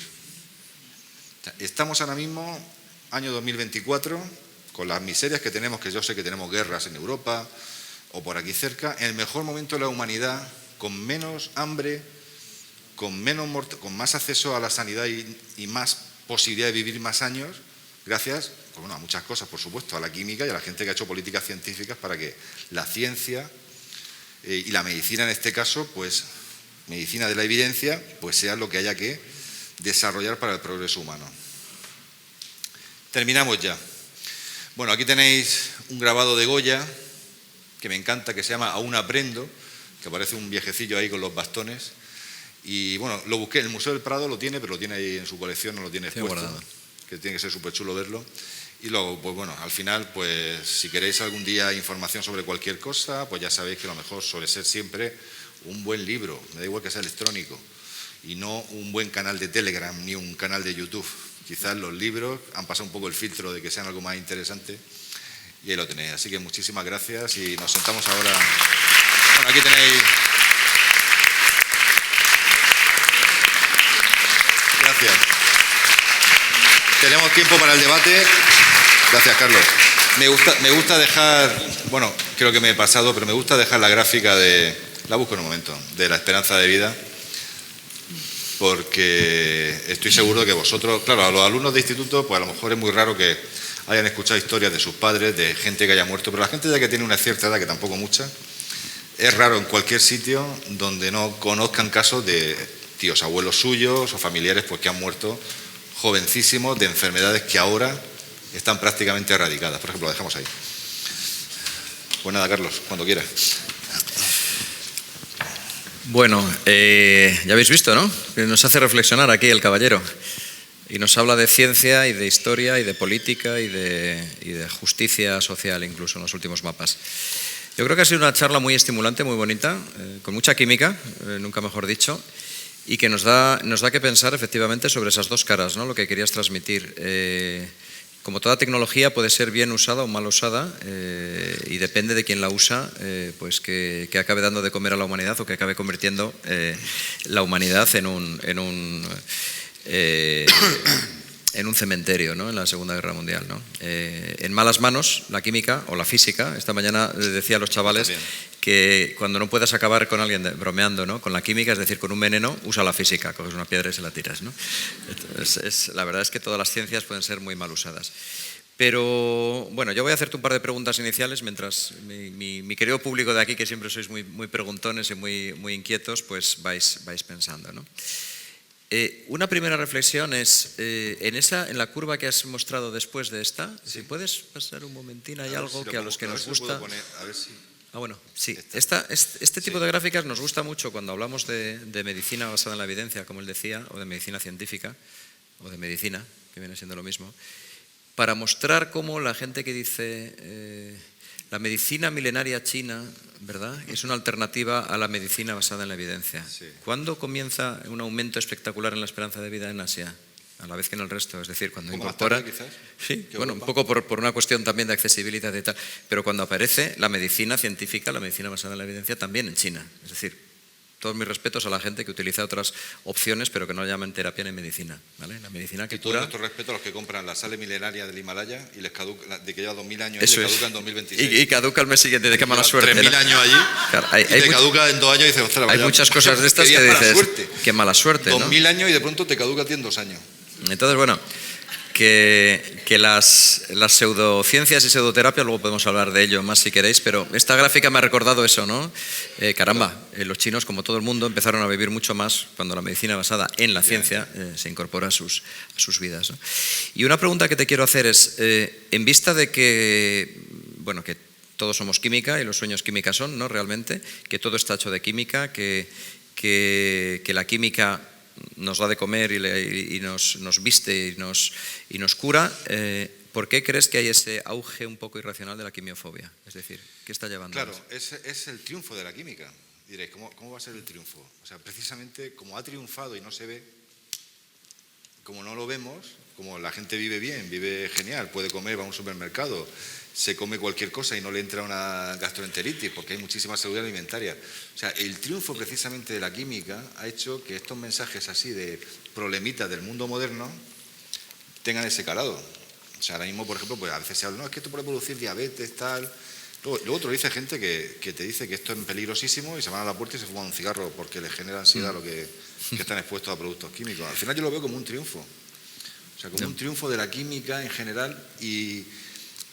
recuerdo ver, no lo he traído, pero recuerdo ver, por ejemplo, publicidad de cosas, de productos alimenticios de principios del siglo XX, que se pueden buscar por ahí, donde hablan de alimentos que tienen mucha química. Al contrario que ahora que dicen que es sin químicos, precisamente era todo lo contrario. Dice, esto tiene mucha química. O fármacos tipo aspirina tal, con química. Te ponían fotos de un médico o de un químico. Porque ese receptor de ese mensaje publicitario era alguien que a lo mejor había perdido un hijo por una enfermedad y sabía que los antibióticos le habían salvado la vida al resto de su familia. O los antibióticos o cualquier... la lejía, por ejemplo, que la lejía, hay gente ahora que se la bebe. Sí. La lejía pues ha salvado muchísimas vidas, o sea, como antiséptico. Lavarse las manos, esto también, esta historia la recordáis un poco. El lavarse las manos, que la medicina no se lavaban las manos. Estamos hablando del siglo XIX también, creo que fue principios del XIX. O sea, yo no me ofenden ya esas cosas. Ya hemos visto tantas cosas que al final, cuando lo veo, ese mensaje, digo, pues esto es un problema moderno. O sea, que tengamos esto ahora, que la gente rechace la química, pero por suerte, si eso se convirtiera en un movimiento que nos llevara otra vez al campo a comer setas, pues vete tú a comer setas tranquilamente, que te puedes comer todas las que quieras, algunas solamente una vez, pero bueno. Pero puedes, ¿no? Puedes probar. Yo recuerdo un lugar, le hice una foto y lo puse en redes sociales hace unos años, que era un parque, y en la zona infantil había unos carteles bien grandes que ponían zona libre de química. Claro, y tú veías columpios, habías cosas de goma, un suelo blandito para niños, pero libre de química. No, vamos a verlo, ¿no? Bueno, vamos a pasar a... Un inciso, porque ya que estoy con el plástico. Sí que es verdad que últimamente se ha hablado mucho del bifenol A, que es un endurecedor, y es que es cierto, ha habido estudios, se ha ido bajando la dosis admisible, y esto hay que reconocerlo. Se han visto en ensayos in vitro y a lo mejor en vivo también, que pueda haber algún tipo de alteración endocrina. Vale, se admite, pero claro, esto comparado con que se te muera un niño de 2 años, o sea, quiero decir, algo a largo plazo. Ocurrió también con el DDT, que se prohibió muy alegremente, porque cuando el DDT, muchos de los que estamos aquí, seguramente yo de pequeño recuerdo que era el Flin, no sé cómo se llamaba aquí. El famoso Flin era un compuesto que en principio era muy poco tóxico, realmente había gente que se lo bebía para demostrar que era poco tóxico, pero sí que es cierto que a largo plazo pues es biopersistente, bueno, es una historia. Se prohibió y claro, tenía que haberse prohibido un poco, que ojo, que me parece bien que se prohibiera, es que es lógico, pero viendo el contexto, se prohíbe en España, a lo mejor hay un sustituto, pero cuando se prohíbe la fabricación en África volvió la malaria. Era un compuesto, un plaguicida muy potente y murió gente, niños en este caso, de malaria, porque no se regaba o se utilizaba el DDT. Tú tienes que elegir, oye, ¿qué prefieres? ¿Que se te muera un niño con 5 años o que se te muera con 60 de potencialmente un cáncer si es que lo desarrolla? Bueno, ni lo uno ni lo otro, pero vamos a equilibrar las cosas. Y una cosa que también nos decía Gema del Caño el año pasado, si os recordáis, en la charla sobre alimentación, todos los productos se someten a una vigilancia extrema, es decir, ahora hay más control que nunca, del agua que bebemos, del plástico que usamos, de los materiales que tocamos, de todo, de la alimentación, de los fármacos, es decir... Y la prueba está aquí, la esperanza de vida sube. Eso es, sí que es verdad que a lo mejor, pues yo qué sé, a lo mejor hay algo... Que hay una de las ramas de la anticiencia es como decir que todo se lleva al mercado sin probarlo. Y el riesgo cero no existe en la vida. Claro, no existe el riesgo cero. O sea, el riesgo cero no existe. No se puede, por ejemplo, nunca se ha comido tan sano como ahora, en el sentido, ¿os acordáis de Gema, no? No comemos como antes y menos mal, ¿no? Sano en el sentido de poco tóxico. Otra cosa es que los tomates no sepan a nada, a no ser que pagues un pastón por un tomate bueno de verdad, ¿no? O que te comas una barbacoa con muchísima grasa...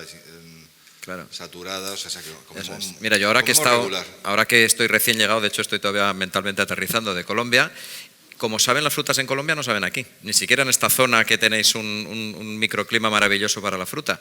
Claro, no solo porque sean frutas exóticas, es que un plátano en Colombia sabe, vamos, espectacularmente bien. ¿Por qué? Pues porque se coge en el momento, porque aquí estamos acostumbrados a comer de todo, a todas las épocas, y le echamos la culpa a la química, no, es porque queremos comer uvas durante todo el año, y las uvas se cosechan en otoño, ¿verdad?, en nuestro continente. Bueno, pero eso nos llevaría a otro sitio.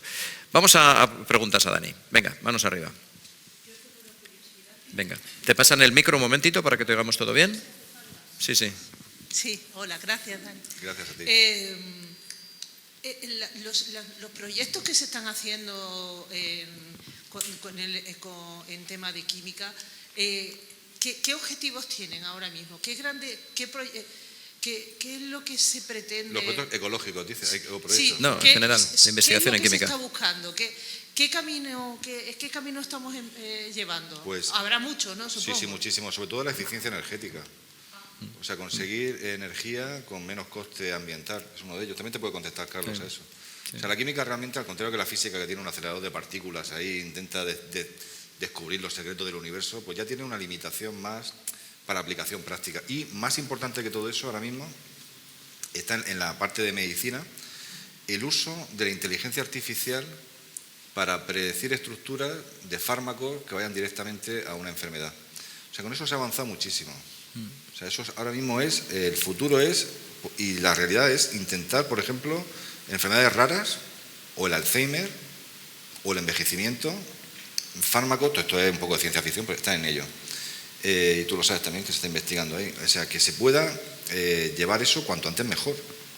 O sea, y eso se está haciendo con el premio Nobel de este año, ha sido para los desarrolladores de este modelo, el AlphaFold, o sea, para el plegamiento de las proteínas, bueno, conseguir fármacos más eficaces que vayan directamente y saltarse pasos, ojo, no pasos clínicos, pasos que antes eran ensayos en laboratorio de años para conseguir dar una molécula, pues tú ya ahora mismo esa inteligencia artificial te dice, esta es lo que tú necesitas, entonces eso entra en una fase clínica y a lo mejor lo que antes eran 20 años para un fármaco, a lo mejor son 5 años o 4 o el año que viene a lo mejor puede estar, si son seguros, por supuesto, porque se tienen todas sus vacunas, energía, la lucha contra el cambio climático también, eso es más complicado, porque es un proceso muy global. Sí, pero captación de CO2, por ejemplo. Sí, por ejemplo, el hidrógeno verde también. Claro. Bueno, también le ponen ahí el nombre de ese hidrógeno verde para conseguir al final pues no contaminar mucho y esos son los que al final algún día pues no sé, nos harán un mundo un poco mejor o menos contaminado, si es posible.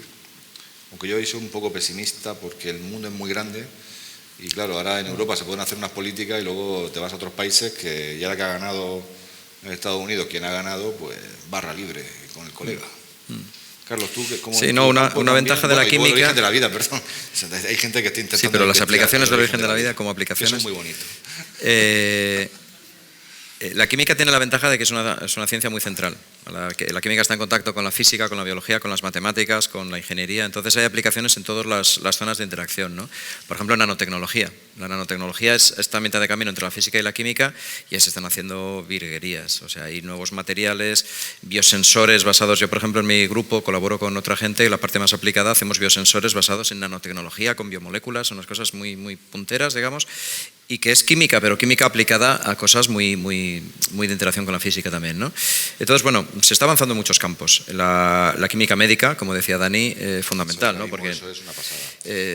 cada vez hay mejores fármacos más específicos para una patología concreta sin que te produzcan tantos efectos secundarios, lo que es fundamental en tratamientos largos, por ejemplo, de cánceres, de enfermedades degenerativas, etcétera, que vas a tener meses o años de terapia.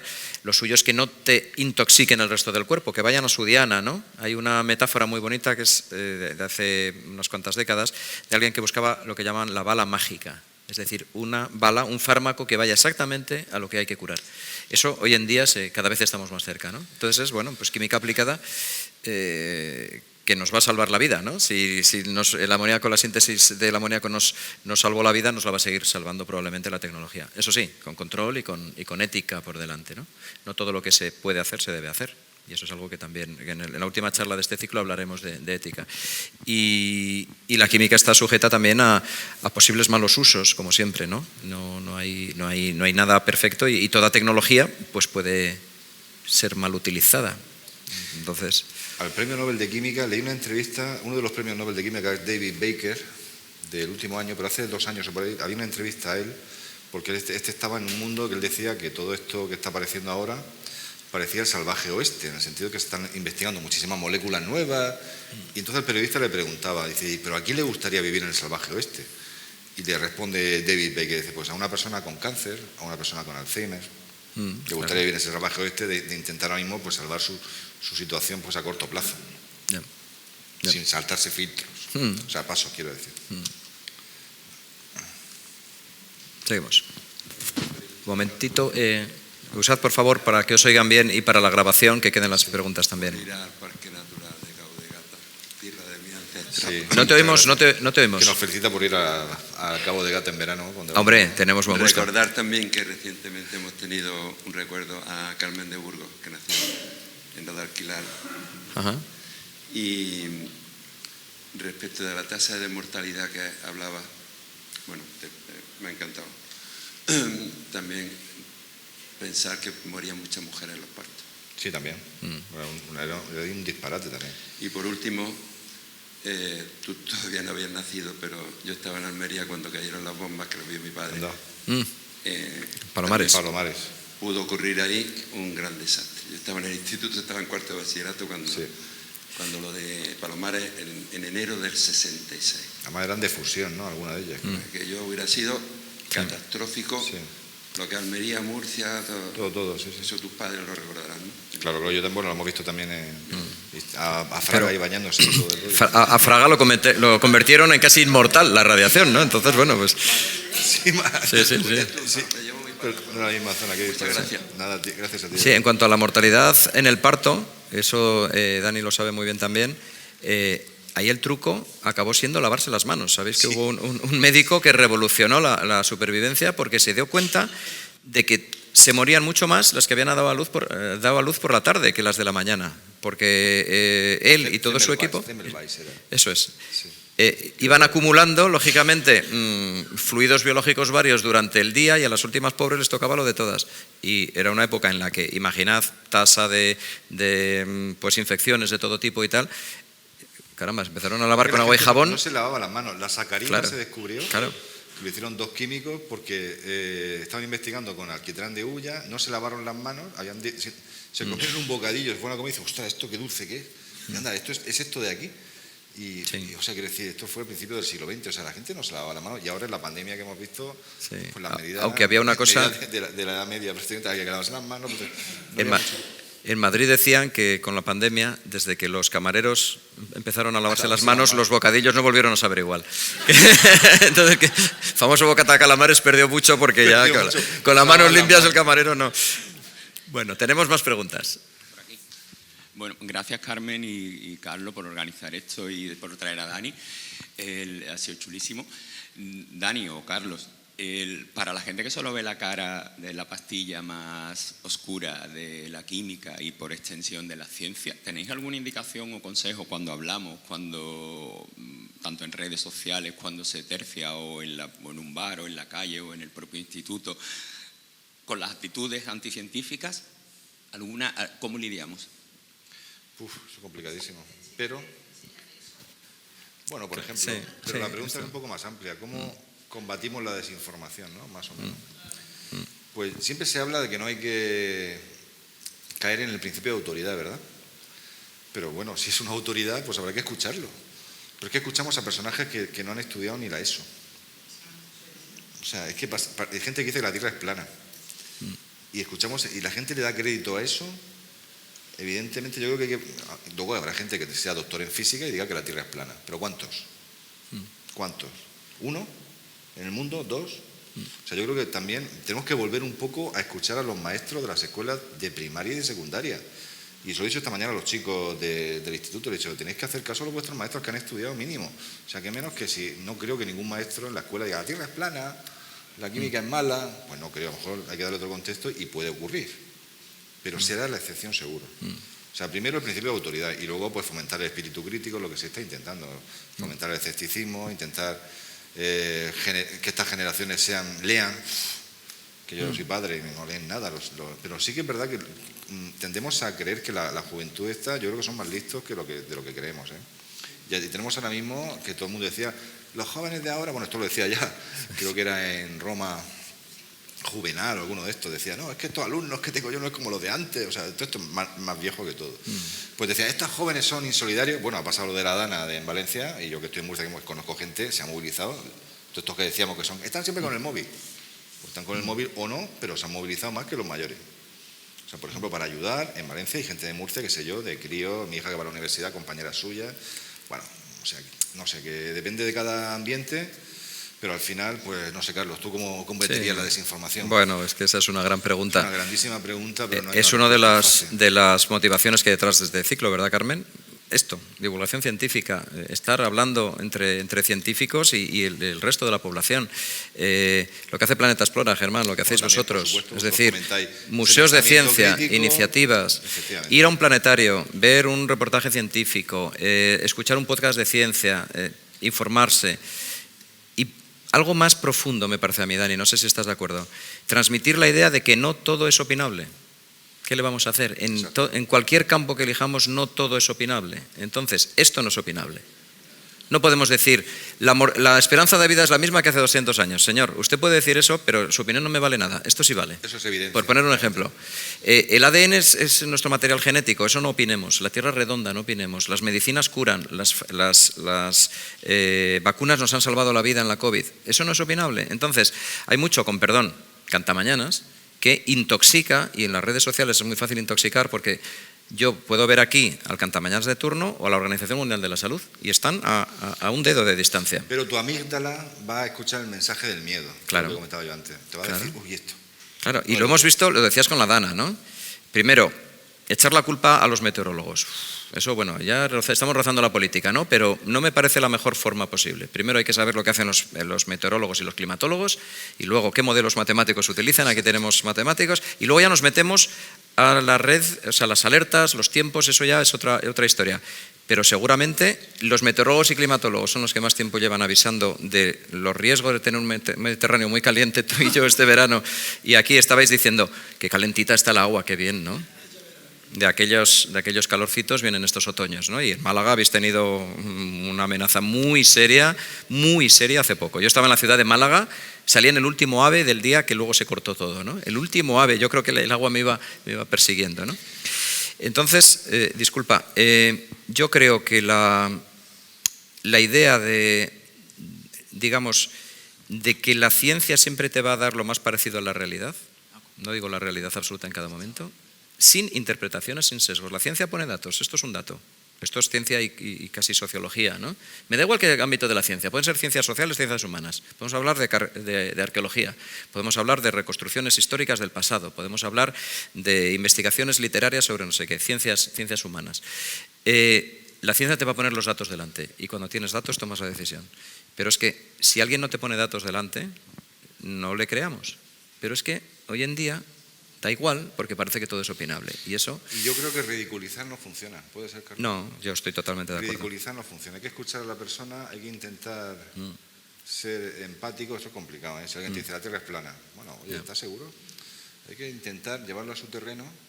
Eso hubo un debate este verano, que era un físico que conocemos nosotros, que es un gran amigo, que es Javier Santaolalla, que debatió con terraplanistas.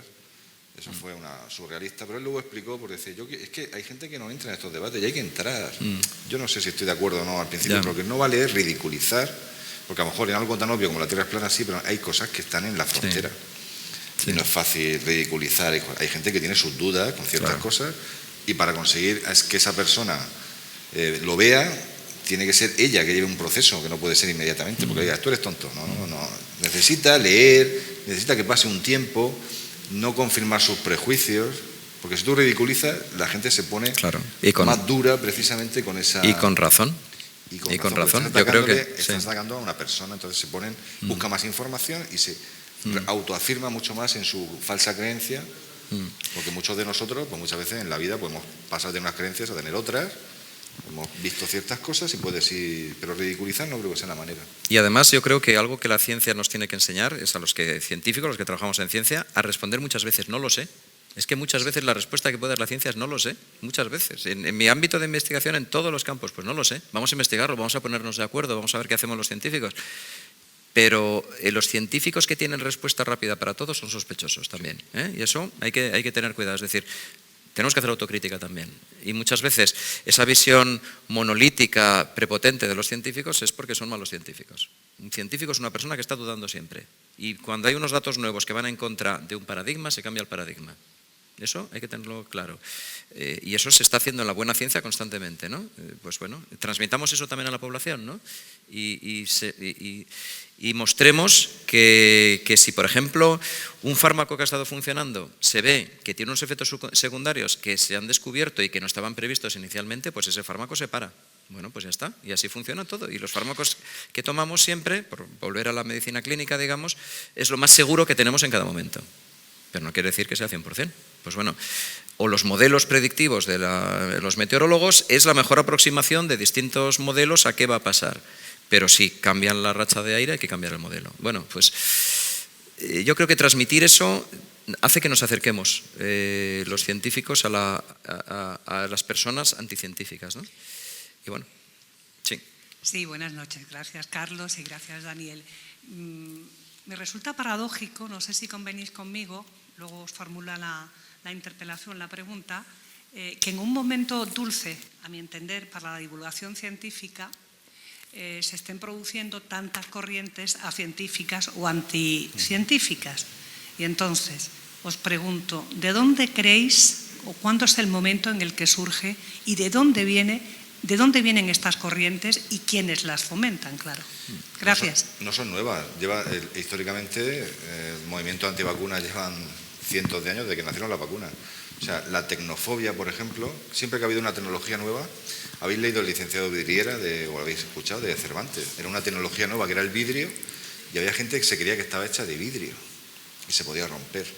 O sea, esto no es nuevo. O sea, la neofobia, tecnofobia, cuando el coche se inventó el coche, había gente que creía que se iban a morir porque iban a 60 por hora o 70 por hora. O sea, realmente cada época histórica tenía una tecnología o algo que ha pasado que ha generado movimiento, que yo no sé decirte, de gente contraria o reacia a esa tecnología, en este caso puede ser la química, puede ser cualquier cosa, con algún componente ideológico, seguramente, pero no creo que sea la respuesta. No es solamente de una cierta ideología, es un patrón mental de alguien que va en contra de la evidencia.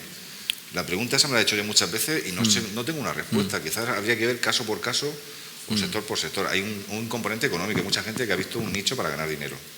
Eso sí que sabemos que hay gente que utiliza la anticiencia para ganar dinero. Ahora, lo que me parece a mí miserable es que se utilice la parte de prometer curación de enfermedades a gente que ya está desesperada, que ha agotado todo, y le venden un remedio para curar un cáncer, para curar una enfermedad de la que no se va a curar, aprovechando esa desesperación.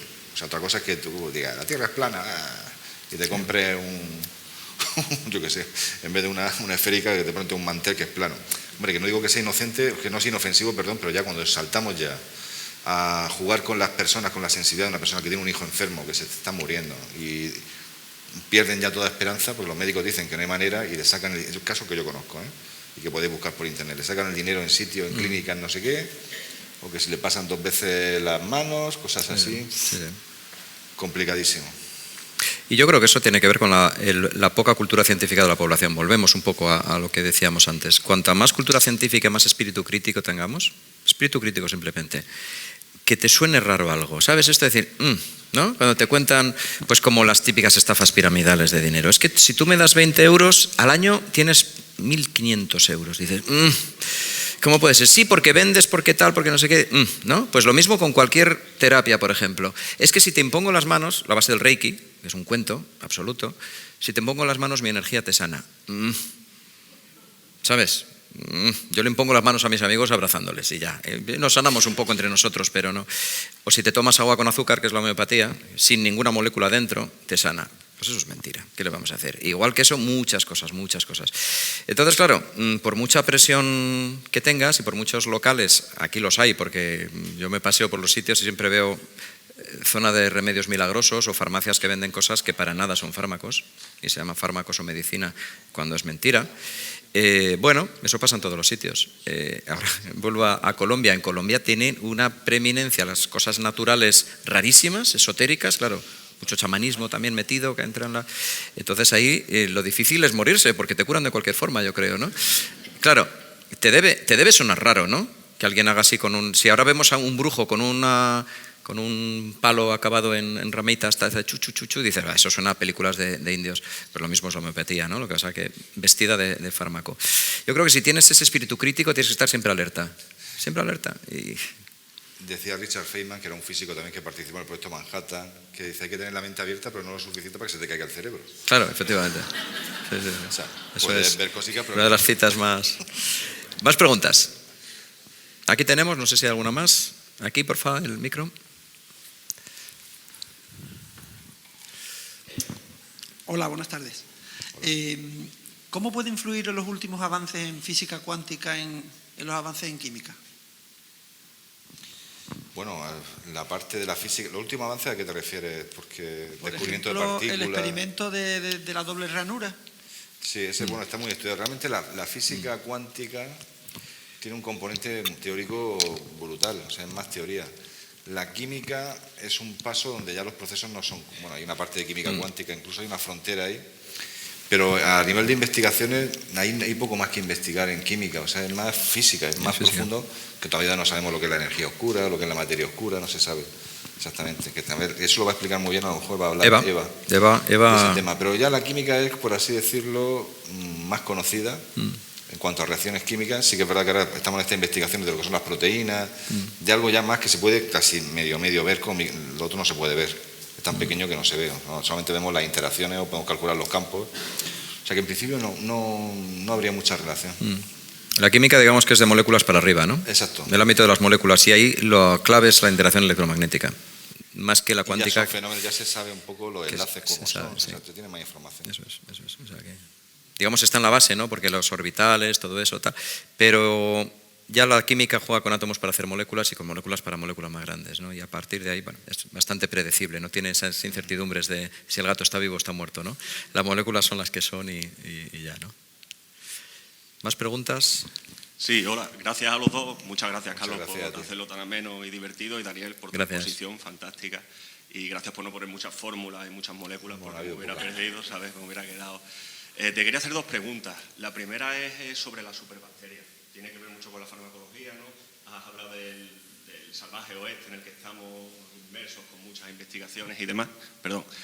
Quería saber si eso es algo de lo que preocuparse, si hay una respuesta, si hay Carlos, un límite. Sí, te va a responder Carlos porque además trabaja... Hay un capítulo de eso en un libro. Hay un capítulo en su libro, sí. Es un problema muy importante. De eso podemos hablar también con Nacho López Goñi la semana que viene. Es muy interesante esa pregunta. Los microorganismos resistentes a antibióticos es lo que se está llamando la pandemia silenciosa y es lo que nos puede llevar a todos a la tumba. No quiero ser agorero, pero estamos llegando al final de la eficiencia de los antibióticos. Los antibióticos colaboraron mucho en esto, a partir de la década de 1950. Han salvado miles y miles y miles de vidas, pero también se han estado usando mal en ocasiones. Muchas veces, bueno, ahora afortunadamente ya se controlan mucho más los antibióticos, solo venden en farmacias, pero no hace tanto, ¿verdad?, que tú podías ir directo sin receta médica, quiero decir, solo con receta médica, ¿no? Antes podías ir, decía, oye, ¿me das un poquito de amoxicilina? Toma, ¿no? O dámela con ácido clavulánico que me va mejor, pues toma clamoxil, ¿no? Tal. ¿Por qué? Porque es que me pica un poco la garganta. A lo mejor es vírico, y si es vírico te da igual tomar fármacos o no. Básicamente no vas a tomarte un antiviral para eso. Y estás curado en 3 días. Entonces tomas un antibiótico que no te hace falta y a los 3 días, como te crees que te ha hecho algo, no es el antibiótico sino la propia muerte de los virus, dejas de tomarlo. ¿Qué estás generando? Bacterias resistentes. Sí, cuando toméis antibióticos, por favor, tomadlos la pauta que os dice el médico y de principio a fin. Aunque os sintáis bien a mitad de camino, seguid. Y si son 7 días, son 7 días. Y si me estropea el estómago, pues qué pena. Vamos a cuidarnos, vamos a tomar más yogur, vamos a tomar un omeprazol por las mañanas, lo típico. Pero el mal uso de los antibióticos ha hecho que haya muchas bacterias resistentes a antibióticos. Y eso es especialmente grave en los hospitales. Estamos hablando de un hospital, ¿no? En un ex-hospital. Y en esta época no había antibióticos usándose aquí, ¿no? Pero, bueno, ¿hasta cuándo fue hospital esto, Carmen? Y ya, en el 20 nunca, ¿no? Algo, igual ha circulado algún antibiótico por aquí de los primeros, ¿no? Pero en los hospitales hoy en día, o en las residencias de ancianos, son sitios donde hay mucho antibiótico. Hay mucho antibiótico flotando por el aire. Hay mucha bacteria que ha ido viendo antibióticos y que ha mutado muy rápido para hacerse resistente. Y hoy en día es un problema de salud pública de primer nivel, bacterias multiresistentes. ¿Hay zonas donde hay bacterias más resistentes? ¿Zonas del mundo o qué? Zonas del mundo donde la bacteria... Correlaciona generalmente con más uso de antibióticos. Por ejemplo, en África hay pocas bacterias resistentes, porque desafortunadamente muchas personas se infectan y se mueren sin un antibiótico, claro. Antibióticos más resistentes a fármacos son en zonas, o sea, sobre todo, donde más hospitales y residencias de ancianos, porque hay mucho fármaco por ahí, y más en países con más uso de antibióticos, donde hay más calidad de vida. Es morir de éxito. Nuevamente el éxito. Y, por ejemplo, hoy en día, en el ámbito en concreto de las infecciones de transmisión sexual, se están viendo muchas multiresistentes. Lógicamente, infección de transmisión sexual es una ruleta rusa, ¿no? Y entonces, claro, puedes tener una gonorrea, es una cosa muy seria, de infección de transmisión sexual, multiresistente. Y tienes un problema muy gordo. ¿Ingerimos muchos antibióticos cuando ahora y demás de forma indirecta? No, es un mito lo de que comemos carne con antibióticos. Eso no. Todo eso es mentira, no es así, ¿no? No, cuando tú te tomas aunque hayan tomado antibióticos en las granjas, otra cosa será si estamos dando demasiado antibiótico por defecto. Creando bacterias superresistentes si a estos animales les suministra de esa manera, ¿no? Eso es muy controvertido, no sé, Dani, qué opinión tienes. La gente experta en control alimentario, Gema, por ejemplo. Habría que preguntarle a la persona. Y lo que dicen es que... Ignacio López Goñi va a saber. A Nacho se lo volvemos a plantear esta pregunta. Tienes que volver y preguntarse esa pregunta que es muy interesante. Pero cuando tú te tomas carne de cualquier animal o de cualquier pescado, ya ha liberado ya no están los antibióticos. No estás comiendo antibióticos con la carne, ¿vale? Que es una de las cosas que se dice, una leyenda urbana de esas. El principal problema es la transmisión y el mal uso de antibióticos. El mal uso. Se han sobreusado, han muerto de éxito los antibióticos y a cambio tenemos muchas cepas. Yo trabajé 2 años en investigación en un laboratorio y yo trabajaba con genética de virus y tal, pero estaba muy cerca de los de microbiología clínica. Y se hacen test de resistencia a antibióticos, ¿no? Cuando tú vas con cualquier enfermedad, con una colitis ulcerosa, por ejemplo, y te van viendo, a ver, esta es Escherichia coli. Y hay una serie de antibióticos que lo das y pone resistente o sensible, ¿no? Y tienes como una especie de tabla y si es sensible a 3 sabes que esos son los que puedes usar. Pues muchas veces mis colegas en microbiología decían resistente, ¿qué le doy? ¿Qué le doy? Claro, eso si se generaliza a la población estaremos en una época igual a la previa al desarrollo de los antibióticos. Imagínate que te cortas, se te infecta y hoy en día es fácil curarse. Imagínate que no fuera fácil. Imagínate que... Bueno, pues eso está empezando a ser una preocupación muy grave, muy, muy, muy seria. Y los profesionales de la salud están llamando encarecidamente a las empresas biotecnológicas para que desarrollen nuevos antibióticos. Cosa que no han hecho en las últimas décadas, porque estaban funcionando y porque no da mucho dinero los antibióticos. ¿Qué da más dinero hoy en día? Los antitumorales. Un fármaco para el cáncer da mucho más dinero a una biotecnológica. Los antivirales, en la época del SIDA, por ejemplo, bueno, en la época del SIDA, seguimos en la época del SIDA, ¿no? Pero cuando irrumpe el SIDA en los 80, muchas empresas empiezan a desarrollar fármacos anti-VIH. Pero a las bacterias, bueno, los que hay valen hasta que han dejado de valer. Entonces, fíjate, una historia muy bonita, y ya con esto doy la palabra a Dani. Él hablaba de inteligencia artificial. Hace pocos años, hace 3 o 4 años, que la inteligencia artificial ya se estaba... hubo una charla, ¿verdad?, el año pasado de inteligencia artificial. Ya se estaba usando, aunque no fuera tan popular. Y en medicina se estaba usando mucho. Pues se analizó un montón de moléculas que distintas compañías biotecnológicas tenían y que habían quedado como restos de procesos de síntesis y que no se sabía para qué podían valer. Y esa información se le dio a una inteligencia artificial y se le dio también la información de todas las moléculas que hay de todo y qué es lo que hacen. Y correlacionó. Y bueno, pues hizo una serie de tablas complejísimas y tal. Y se le dijo, ¿alguna de estas podía ser un antibiótico nuevo? Entonces hubo 700 candidatos, luego 10 candidatos y luego uno. Y la inteligencia artificial dijo, esto es un antibiótico nuevo, no se ha usado todavía y a lo mejor puede ser útil para microorganismos multiresistentes. El nombre que le pusieron fue Halicina, en homenaje a HAL 9000. Todos habéis visto 2001, una odisea del espacio, ¿no? Pues como era producto de la IA, bueno, pues ese fármaco luego se probó y se ha visto que es un antibiótico válido y que puede matar bichos multiresistentes. Entonces, bueno, la IA nos va a ayudar, seguro. Ese es un primer caso de éxito, pero va a ayudar a encontrar... Es decir, bueno, afortunadamente la tecnología avanza también, pero sí que es una preocupación muy seria y es un campo de química médica en el que se está investigando ahora ya sí en serio muchísimo. ¿Puedo hacer otra pregunta? Sí, pues debes. Al hilo de las fake news, de las conspiranoias y demás. Tengo bastantes conocidos, o buenos amigos, algunos con recorrido académico, podríamos decir, y demás. Me hablan mucho de los chemtrails. ¿Qué les digo? ¿Existe algo de verdad ahí? Me hablan de estudios de universidades.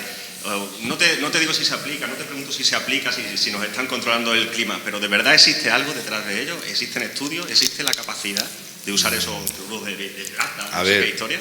Recapitulamos un poco. Los chemtrails, como quieras llamarlo, sí. Los chemtrails son estas estelas que se ven en el cielo cuando pasa un avión y a veces se ven muchas, ¿no? Y tiene explicación científica en función de la temperatura de la atmósfera, el vapor de agua, y mucha gente asocia eso con que se echa algún producto, no ya anti-lluvia, que eso es otra cosa, sino para controlar a las personas.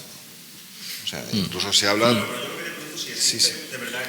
Yo nunca lo he visto. A ver, hay estudios, y hay esto aquí Viñas, que pasó también por aquí, por este ciclo, lo explicaré mejor.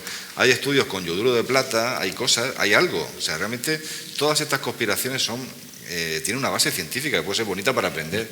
Pero luego hay que irse al otro lado, a decir, pero bueno, es que esto el cielo es muy amplio, hay muchos kilómetros, y si tiraras algo, pues tíralo, yo que sé, en agua de consumo, si quieres a la gente controlarla. O sea, es totalmente improbable. Cualquier cosa que tú tires en la atmósfera no la vas a respirar prácticamente. O sea, luego todo esto se desmonta muchas veces de decir, ¿y quién hace eso? ¿Alguien ha visto a alguien? No hay fotos, a veces ponen fotos trucadas, bueno, también hacen de todo.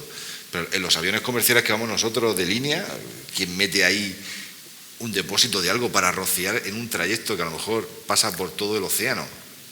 Y puedes ver las estelas químicas cruzando del Pacífico. Qué desperdicio, ¿no? ¿Y qué están echando ahí?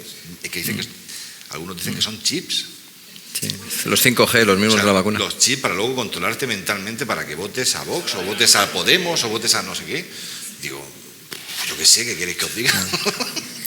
O sea, pero claro, solamente por las reglas de la dilución de un espacio tan amplio y cualquier cosa que eches allí, pues se desmonta solo prácticamente. Claro, los de los chemtrails son gente, a mí me han amenazado de muerte esta gente por atacarlos. Hay gente peligrosa. Sí, yo tengo también A ti también, me han amenazado en redes sociales, no por la calle, evidentemente, decía, porque no tenemos ni idea, pero sí que es verdad que hay algo que ellos enganchan de estudios que se han hecho, investigaciones sobre el clima, porque se investigan eso. Sí, en China se usó yoduro de plata en el 2008 para nuclear en nubes y que lloviera, y tuvieron... Se consiguió localmente. Sí que es cierto que... Pero es muy caro, el yoduro de plata es muy caro. Es una barbaridad, o sea... Eso es caro, es un producto caro. Sí, es posible. es posible que se hiciera algo, pero que no es la realidad. Es caro e ineficiente como cuestión climática. Y desde luego lo de que nos van a envenenar, o sea, que alguien lo hace intencionadamente para envenenarnos, o sea, las estelas son cristales de hielo, punto, hielo de agua. Sí, sí. Cristalitos, microcristales alineados. Y cuando les preguntas, ¿y quiénes nos quieren envenenar? Dicen, ellos. Vale, Pero vamos un paso más. ¿Quién son ellos? Están envenenándose a ellos mismos, Claro. porque Y son- al final, a ellos mismos, a tus hijos, ¿no? Si esta gente tiene hijos, pues estás envenenando a tu población. Sí, pero porque además- viven dentro sí, del sí. subsuelo, que dicen, no, es que viven en el subsuelo. Sí. Digo, muchacho, pues entonces ya siempre hay algo que... Es como lo del el dragón de Carl Sagan. Tengo un dragón en el garaje. Carl Sagan tiene una especie de kit, un kit, no, aparte del kit de detección de antibulos, te dice una especie de paradoja que te dice, os digo yo a vosotros, le digo a Carlos, y tú me vas haciendo el juego. Venga. Carlos, tú ahora estás en mi casa, yo tengo un dragón en el garaje de mi casa, que tú lo has visto. Y Y me tú puse- que dices, hostia, vamos a verlo. Vamos a verlo. O enséñame una foto. Y llego. Digo, mira, ahí está el dragón. ¿Y tú qué dices? No lo veo. Yo no lo veo. Digo, es que no te he dicho que mi dragón es invisible. Entonces tú, no, sigue la cosa, Sí, todavía sí. sigue. Dice, vamos a comprobar, o sea, una cámara Claro. en el suelo. Infrarroja Vamos o vamos a vamos a poner en el suelo harina para ver cómo pisa. Sus pisadas. Te digo, pero es que mi dragón es incorpóreo. Claro. La cámara infrarroja también, lo siguiente, que Sí, va por ahí. sí. Pues vamos a buscar, tengo una cámara infrarroja para ver el calor. Es que mi dragón es invisible, incorpóreo y no genera calor. Pero está ahí, ¿eh? Entonces, tú sigues así. Me dices, pues en vez de la cámara infrarroja, pues vamos a ver, yo qué sé, cualquier cosa. Un detector de no sé qué. Yo te diré, es invisible, incorpóreo y tal. Entonces, ¿qué diferencia hay entre un dragón invisible, incorpóreo, que no genera calor y tal, o un dragón que no existe? Es que no existe. Pero esta gente lleva esos argumentos. sí. Entonces te dicen que no sé qué. Cuando les preguntas te dicen que no sé cuánto. Claro, al final ahí, pues... Y con ese tema, los ellos que nos envenenan, pueden ser los gobiernos o pueden ser las corporaciones. Es decir, ¿qué corporaciones nos quiere envenenar? O sea, ¿hay una empresa que nos quiera envenenar? Lo que querrá es que consumamos, ¿no? Por definición, de una empresa quiere ganar dinero y la gente envenenada y muerta no... Entonces, claro, no... Luego Entonces, te lo cuentan fumando. sí, sí. Comiéndose un bocadillo de Está- panceta. Sí, de verdad. No, y esto nos lleva también a otro tema que tiene que ver con anticiencias y tal. Luego te voy a hacer preguntas de lo tuyo. Que es lo que Brandolini, un informático italiano, decía y se ha quedado como la ley de Brandolini, ¿no? Que desmontar un bulo requiere 10 veces más tiempo y esfuerzo que el que se generó, que el que se utilizó para generarlo. Es decir, yo tengo un dragón en mi jardín, has tardado 2 segundos. Y fíjate las preguntas que hay que hacer para intentar saber que eso es mentira, ¿no? Pues en todo esto es lo mismo. O sea, las estelas de los aviones nos envenenan y tú empiezas a tirar de física, de química, le haces un esquema, le pones el agua, diagramas de presión, temperatura, tal, no sé qué, y cuando has acabado te dicen, vale, pero nos envenenan. Dices, vale, pues ya está. ¿Sabes? O sea que es una batalla que yo creo que tenemos que pelear los científicos, pero es muy cansada, porque cualquier ocurrencia es muy rápida de producir y cuesta ciencia y cuesta tiempo desmontarla, ¿no? Pero no vale ridiculizar a esta gente. Hay que intentar. Porque son gente que claro. muchas veces tienen un espíritu o han visto algo, le encaja. Mira, en la época del COVID yo peleé mucho contra los antivacunas, peleé educadamente. Y te dabas cuenta que había personas que no querían vacunarse, como hay algunos que no quieren vacunar a sus hijos, por ejemplo, de las cosas más normales, por miedo a los efectos secundarios, ¿no? Y eso es algo muy humano. Tener miedo es muy humano. O la gente que dice, los teléfonos móviles, los campos electromagnéticos que están cerca del cerebro, madre mía, tal, hombre, está investigadísimo que no hacen nada porque si no, no los usaríamos. O sea, hay muchos controles, ¿no? Y con las vacunas, claro, si lo que tienes es miedo a que tu hijo se muera y por eso no le vacunas, pues habrá que intentar educar para explicar qué posibles efectos secundarios tiene, cuál es el riesgo-beneficio. Siempre todo en la vida es riesgo-beneficio, ¿a que sí? Tomarse un vino es riesgo-beneficio. El vino, se lo decía cualquier alcohol, lo decía Dani esta mañana muy bien a los chavales jóvenes, es un tóxico. El alcohol es tóxico. Si vamos a un bar nos intoxicamos muy a gusto, ¿no? Entre amigos, te tomas una botellita de vino, hoy Dani y yo hemos comido con un vinito y felices. Es un riesgo, pero el beneficio está también en la socialización o como quieras. Pues en las vacunas habrá que explicar muy bien y habrá que intentar que las personas vean que merece la pena vacunarse, porque lo que realmente es muy malo es ponerse enfermo, ¿no? Otro éxito, como no se están muriendo niños, la gente se vacuna muy poco. Hay muy poco antivacuna, por suerte, y al final pues le garantiza al resto que se vacunan que no enfermen. Claro, la inmunidad de grupo. Es claro. el éxito a través de estas cosas, pero como el éxito no lo vemos, solamente ponemos el foco en otro sitio, pues pasa lo que pasa. El problema sería si todos fuéramos antivacunas y no se vacunara a nadie. Volveríamos a estas cifras que hemos visto antes de mortalidad infantil brutales.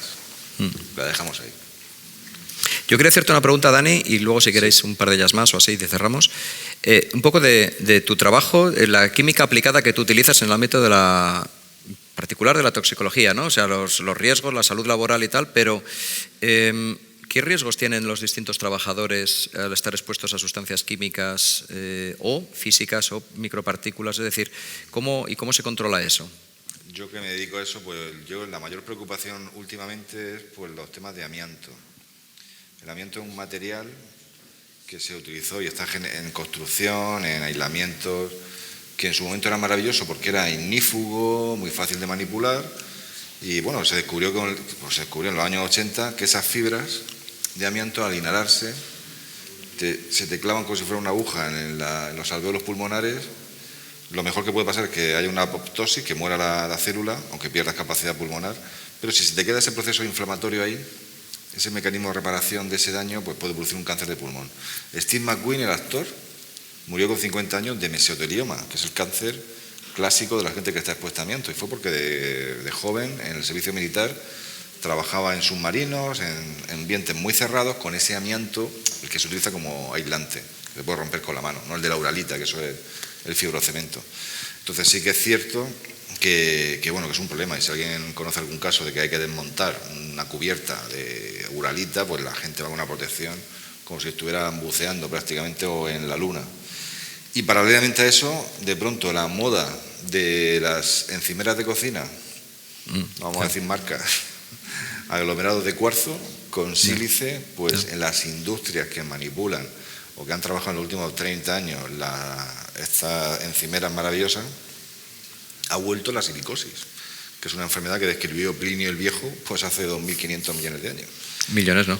2.500 años, perdón, millones no. Sí que era viejo, entonces Plinio sí que era viejo. 2.200, 2.000, o sea, hace 2.000 años pues en las minas romanas pues ya se describían, Celso también creo que lo describió, pues las enfermedades de la gente que estaba con la sílice inhalando. Entonces está volviendo un poco también a nivel industrial esos dos, por encima de muchas otras cosas que la gente cree que son peligrosas, que no lo son tanto. Y luego también el formaldehído, pues también en el sector sanitario, la gente que está trabajando en anatomía patológica, pues empiezan a aparecer problemas o en universidades, ciertas cosas ahí, pero que siempre la ciencia va por delante. Hay una legislación súper potente, tanto medioambiental como de protección de los trabajadores, y si se hacen las cosas bien, pues uno puede, de hecho la gente se jubila con más calidad de vida que hace años, la gente con menos enfermedades. El gran problema, y esto es obvio, es el tabaco, es el alcohol, el sedentarismo. Lo que siempre dicen que parece un mensaje súper simple, muchísimo más son factores que luego al final el comer fruta, el comer menos procesado, eso tan sencillo aparentemente, que son los mensajes que llegan a la población, pues detrás de eso, que es súper sencillo, hay muchísimos estudios, muchísima evidencia, que es verdad que bueno, el tabaco pues es una cosa que ya sabemos todos. Seguro que hay gente aquí que fuma. Bueno, de nuevo, riesgo quien fuma, pues está tomando una decisión, pues ya está. Ya. Si un coste-beneficio, pues bueno, cada uno por lo menos ya sabe los riesgos y... Esta mañana hemos insistido mucho los chavales, ¿verdad?, para que vieran eso. Sí, ¿no? sobre todo con el alcohol. Sí, la gente fuma menos, ahora fuman más las mujeres que los hombres. Y el alcohol, pues beben también. La gente bebe, pero no lo sé, a lo mejor llegan más tarde. Bueno, lo que les decíamos de los botellones y tal, ¿no? Si hay algo peor que el alcohol es el alcohol malo.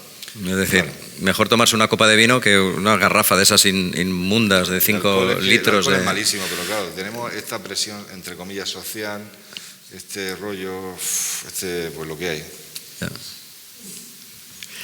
Un par de preguntas más, si las hay, y yo creo que vamos cerrando ya para ir a intoxicarnos a algún bar, ¿no? Porque si no, esto sería demasiado... Bueno, se me olvidaba un tema importante en esta pregunta. Los humos de combustión diésel se han clasificado hace un año como cancerígenos, que lo eran. Entonces ahora en espacios cerrados, en minería subterránea, en empresas que no tienen muy buena ventilación, pues se va a obligar a que se saquen los carretillas, por ejemplo, con combustión diésel, que se pongan eléctricas. en parking, también que haya más ventilación, porque es verdad que esta contaminación ambiental de los humos de combustión diésel, pues también se ha visto que vivir en una ciudad, en comparación con alguien que vive en el campo, ahora, el campo de ahora, no el campo de antes, donde se pasaba hambre y miseria, pues sí que es verdad que la contaminación es un factor también añadido a esta calidad de vida, a enfermedades respiratorias, mayor problemas de alergia, de asma, las partículas, las nanopartículas, sí. O sea, en esta contaminación. Pero sigue siendo un problema, un éxito de la sociedad moderna. Todos queremos conducir, todos tenemos ya coche, todos queremos movernos rápidamente, todos queremos el móvil, sin embargo sí que no hay ningún riesgo. Ya llevamos 30 años con los móviles y no se ha visto ninguna incidencia por encima de tumor. Y quítale tú el móvil a alguien. Fíjate, hay mucho que entre él, pero ya lo de los móviles ya es una tendencia, porque si alguien te dice que es malo, oye, pues no lo lleves. Claro. Quítale el móvil a un adolescente. O sea, dale información. Ellos no quieren escuchar el mensaje ese de que son malos. No, a mí me da igual. El móvil es el móvil. O sea, le compensa cualquier cosa. Claro, efectivamente, ¿no? Las antenas también. Ah, sí, los cánceres de las relaciones. Luego la evidencia y luego epidemiológicamente en la historia se ha visto, o sea, en la historia ya tenemos ya 30 años de datos donde no ha habido ningún tipo de variante. Bueno, con el móvil sí que hay que contarlo todo. Con el móvil sí al principio, ahora la gente no habla, la gente manda WhatsApp. Al principio, pues los móviles antiguos, con el tema del calor, que generaba calor sobre la oreja, aparecía un cierto tipo de patología o incluso de tumores extraños, pero era por el calor. Podía ser con un móvil o una cosa caliente, no por las antenas. La gente pone la oreja roja, por quien te hablaba también.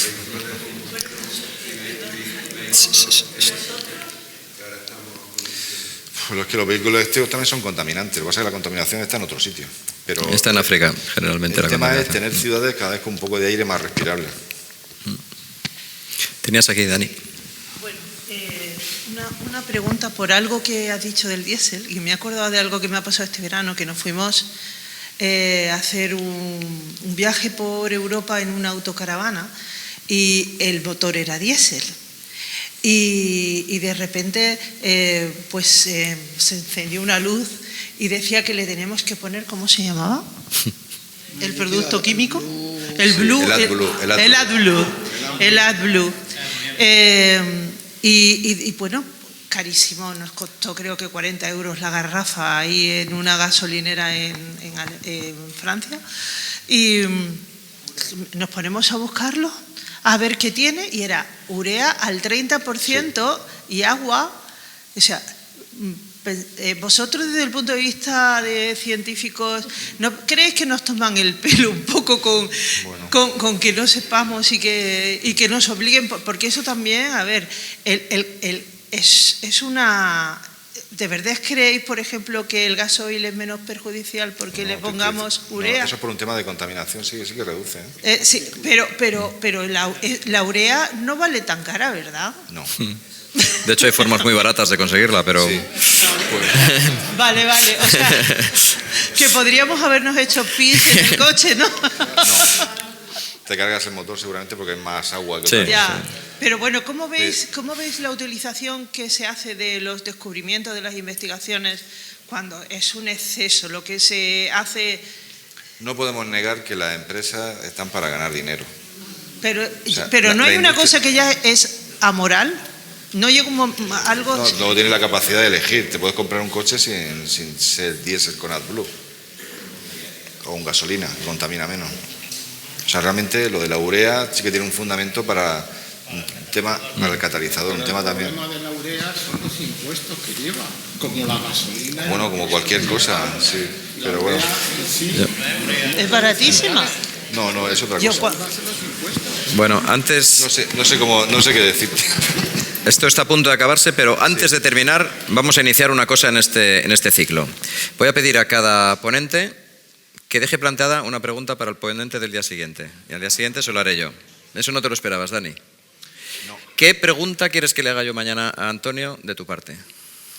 Una pregunta relacionada con su charla. ¿De qué va a ser la charla? ¿Va a hablar de algo nuevo en los cielos, la atmósfera, el control, qué sabemos de las nubes, de los primeros descubridores de la estructura de la atmósfera, de los globos, de los...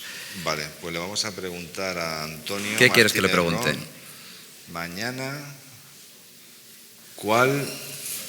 ¿qué personaje de la porque habla mucho de historia de la ciencia, qué personaje de la historia de la ciencia, en su opinión, aportó más componente poético a sus investigaciones sobre el cielo? Qué bonito. No, bueno, esa no voy a decir que es tuya, voy a decir que es mía directamente. Vais a permitirme que esa sea una pregunta mía mañana. Bueno, pues creo que ha sido una tertulia muy agradable y aplaudamos a Dani. Muchas gracias, de verdad. Gracias. Muchas gracias.